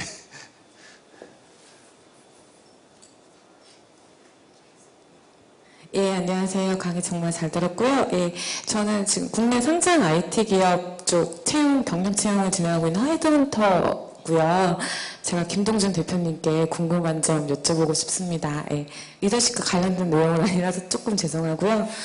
최근에 제가 이제 IT 업체 채용을 진행하다 보니까 IT의 고기술력이 곧 시장의 성공을 의미하는 것은 아니다라는 생각이 좀 들더라고요. 그래서 지금 뭐 김동준 대표님께서는 삼성에서 오래 계셨기 때문에 뭐 삼성 같은 경우는 TV 분야의 경우 이제 33분기 연속 TV가 세계 판매 1위라고 알고 있거든요. 혹시 이렇게 오랜 시간 세계 시장에서 소위 먹히는 IT의 경쟁력을 가지고 있는 삼성의 어떤 성공 패턴이 있다면 혹시 그런 것이 어떤 것이 있는지 좀 있으시면 공유를 좀 부탁드려도 될까요? 굉장히 포괄적이면서 쉽지 않은 질문인 것 같습니다. 20만 명의 패턴. 다른 건 잘 모르겠고요. 어떤 전략 교수도 그런 얘기를 했는데 그러니까 예전부터 삼성맨 뭐 이런 표현이 있었잖아요. 그들이 그 회사를 다니는 걸 되게 자랑스러워합니다. 나와서는 뭐라고 욕을 했던지 간에 자랑스러워합니다. 근데 그게 이제 어떻게 그렇게 생길 수 있느냐는 저도 굉장히 궁금해요. 그러니까 무슨 얘기냐면 갤럭시 S4를 1000만 대 팔았어요. 일주일 만에. 예, 대리들이 이걸 실패라고 하더라고요. 일주일에 1000만 대 파는데 실패래요. 왜 실패냐 그랬더니 할 말 없으니까 목적보다 적으면 실패래요. 목적이 얼마인데 물어봤는데 그것도 몰라요. 예. 근데 다른 회사 같으면, 제가 겪어본 다른 회사들 같으면, 야, 내가 1000만 대 팔았으면 됐지 라고 생각하지, 위에서 암만 쪄도 야, 1000만 대를 팔았는데도 애플보다 못하면 못한 거라고 생각하더라고요. 이건 굉장히 다른 컬처인 것 같아요. 제가 예를 들면 VIP 센터에서 프로젝트를 할 때 저는 이제 밖에서 아웃소싱을 하기 위해서 5시에 퇴근합니다. 그럼 하든지 말든지 마음대로 해라고 숙제를 던지고 갑니다. 예, 다음날 아침 눈 시뻘건 애들 진짜 많아요. 왜냐하면 그걸 입증 못하면 얘들은 자기가 진 거라고 생각하는 것 같아요. 예, 그 탄성에 제가 다른 회사 가서 그러라고 했더니 5시에 저하고 같이 퇴근하더라고요. 그게 TF였어요. 예, 회장이 만든 TF였는데도 제가 가라고 하니, 소위 얘기하는 그냥 컨설턴트잖아요. 밖에 있는 사람이 TF 만들어서 외부 어디에 팀을 만들어갖고 돈 엄청 쓰고 있는데 가랬다고 가더라고요. 그래서 이게 뭐지? 저 정말 적응 안 됐어요. 삼성식으로 얘기하면 안 되겠구나. 근데 삼성이 그 컬처를 어떻게 만들었는지 소식 잘 모르겠어요. 요즘 선배들한테 굉장히 많이 듣는데 얘기를 좀 더 해도 되나요? 아니요, 짧게 좀 했어요. 지금 시간이 다 돼서. 이거요. 예전 제 선배가 베스트바이에 물건을 팔러 상무가 갔더니 과장이 안 나오고 맨날 과장이 나오더니 대리가 나오더래요. 그날. 그러더니 회의를 하는데 회의 5분 만에 갑자기 노트를 적고 이렇게 얘기했답니다. 그 상무한테. 앞으로 세계 최고의 물건을 가져오든지 아니면 제일 싼 걸 가져오든지 둘 중에 하나 아니면 오지를 말라고. 타겟이었네, 타겟. 그때는 타겟이 1등이었을 때. 여러분 그 상황이면 뭐라고 생각하시겠습니까? 내가 상무인데 정말 새파랗게 어린애한테 그런 얘기 들었어. 근데 걔네는 미국 애고 나는 한국 사람이야. 근데 난 법인장이고. 여러분 어떻게 생각하시겠어요? 그 상무가 이렇게, 그 선배가 이렇게 생각해야 됩니다. 내가 5년 내에 네가 나를 부르게 만들겠다. 나오면서 그렇게 생각하고 나왔다는 거예요. 결과는 아시다시피 3년 내에 불렀습니다. 3년 내에 타겟이 저희를 불렀거든요. 전 그 얘기를 듣고 깜짝 놀랐어요. 저희 선배 다 노는 줄 알았어요. 일 제대로 똑바로 하라고 제가 그랬거든요. 그렇게 일해갖고 되겠냐고 요즘 세상이 어떤데. 그 선배들이 저를 받아준 거예요. 옛날 생각이 났던 것 같아요. 나도 그렇게 일했던 적이 있는데 얘가 까부니까 그래, 그렇게 일하는 거 되게 멋진 일이지. 나도 그랬으니까. 그리고 받아준 사람들이 다 그 사람들인 것 같아요. 그게 이렇게 흐르는 거 아닐까? 그게 되게 귀중한 자산이지 않을까, 삼성에. 이 질문에 대해서는 정 교수님의 생각도 궁금한데요. 딱 1분 드리겠습니다. 1분 더. 시간이 없어서. 뉴욕 양키스가 150년 동안 월드 시리즈를 몇 번 우승했는지 아세요? 참고로 한 번도 우승 못 해본 팀들이 훨씬 더 많습니다. 뉴욕 양키스는 27번 우승을 했어요. 우승을 밥 먹듯이 했죠. 그래서 뉴욕 양키스의 우리가 소위 얘기하는 서스테이너블 퍼포먼스에 대한 이유를 경영학 측면에서 분석한 책들이 여러 개가 있습니다. 사서 읽어봤어요. 전략도 아니고 돈도 아니고 뉴욕 양키스 선수들은 3월 달에 스프링 캠프 들어갈 때 이런 기대를 갖고 들어간다고 합니다. 올해도 우승은 우리는 월드 시리즈를 우승할 거야. 이런 높은 기대치, 당연스럽게 생각하는 기대치가 뉴욕 양키스를 27번 우승하게 만드는 힘이 되지 않았나. 제가 살던 샌디에고 파드레스는 한 번도 월드 시리즈를 우승한 적이 없습니다. 이런 팀 선수들은 3월 달에 들어갈 때 플레이오프만 올라가도 진짜 소원이 없겠다. 그러니 못 올라가는 거예요. 결국 여러분들도 조직의 구성원들한테, 부하들한테 이런 높은 기대치를 강박관념식으로 자꾸 반복해서 얘기해주고 그걸 공유하면 뉴욕 양키스 같이 서스테이너블한 퍼포먼스를 나올 수 있지 않을까라는 생각을 합니다. 네. 항상 좀 다른 메시지들이 오가지만 결론에서는 이렇게 좀 굉장히 유사한 부분들이 또 생기는 것 같습니다. 저기 뒤쪽에 계신 분, 네, 질문. 네, 안녕하십니까. 오늘 강의 잘 들었습니다. 저는 스타트업에서 일하는 이제 황재희라고 하고요. 이노카탈리스트 대표님한테 제가 몇 가지 여쭤보고 싶은데요. 몇 가지는 안 되고요. 하나만. 시간이 되게 짧은 거여서. 예. 그러니까 페어 프로세스가 저는 이 아티클을 보면서 페어 프로세스가 굉장히 중요하다라고 생각을 했고 실제 아티클에서도 페어 프로세스가 얼마나 중요한 역할을 하는지를 설명을 하고 있습니다. 물론 굉장히 짧게 하지만 근데 김시환 교수님 논문을 그 아티클을 보면 전체 그 스트래티직 프로세스에 있어서 이것이 왜 중요한지를 강조를 하는데 혹시 그 VIP 센터에서 프로세스가 진행이 될 때도 어떤 이제 페어 프로세스에서 나오는 이제 그런 것들이 지켜졌는지 좀 궁금하고요. 그리고 보르도 TV에서는 비고객을 누구로 선정했는지 좀 궁금합니다. 네, 두 번째 질문 못 들었어요. 네, 보르도 TV 프로젝트 하실 때 비고객 선정을 누구로 하셨는지 그냥 뭐 간단하다면 예, 좀 공유해 주셨으면. 감사합니다. 그 저희가 9시 10분까지는 좀 끝내드려야 될 것 같고요. 그래서 2분 드리겠습니다. 페어 프로세스는 중요하죠. 하지만 중요하다고 생각해서 100% 하는 데는 없죠. 예, 센터장이 굉장히 많이 강조했었고요. 예, 첫 번째, 인게이지먼트 되게 중요하죠. 필요하면 다 모여라. 그러니까 VIP 센터는 크로스 펑셔널 팀이 모이는 장소입니다. 이유는 상품 기획자가 상품 기획을 하는 게 아니라 뒷단에 받는 사람도 할 말 있으면 지금 하고 가라는 거죠. 그러니까 그걸 지키려고 굉장히 노력을 많이 했죠. 하지만 어려움이 있는 건 사실이고요. 비고객은 요즘 자동차도 되게 그게 핫 이슈입니다. TV가 켜져 있는 시간이 맞냐 꺼져 있는 시간이 맞냐 이거죠. 꺼져 있을 때도 사게 만들고 싶으려면 방송에서 자유로워야 됩니다. 요즘 같은 핫 이슈가 자동차 있죠. 커넥티드카. 자동차가 달릴 때 자동차야, 서 있을 때 자동차야. 근데 과거에는 달릴 때 외에는 자동차가 아니었어요. 근데 이제 무인승용차가 되고 유비퀴터스 세상이 열리면서 서 있을 때도 그 가치를 발휘하다 보니까 IT가 지금 강력해지고 있는 거거든요. 서 있는 동안에 IT 작동이 굉장히 세지기 때문에 인더스트리 경계를 넘어서는 그냥 그 자체로 아름다운 걸 주고 싶었어요. 왜냐면 TV를 팔고 싶었다고. 방송을 팔고 싶지 않았고.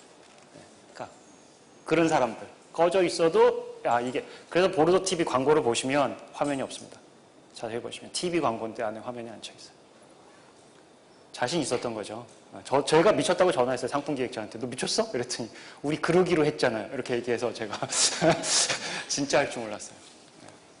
2분 돼서. 네, 감사합니다.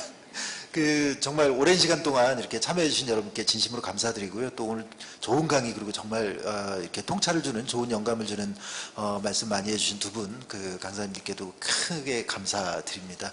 저희는 또 다음 달에요. 또 이런 좋은 기회를 또 한번 또 만들어 보도록 하겠습니다. 항상 이렇게 고민하고 또 이렇게 프랙티스에 대해서 많은 그런 고민들을 하신 여러분들이 있어서 우리의 미래는 굉장히 밝지 않나 이런 생각합니다. 저희들도 열심히 이렇게 좋은 지식들 또 많이 유통되도록 이렇게 열심히 노력하면서 더욱 좋은 한국의 경영 생태계가 정착이 되도록 앞으로도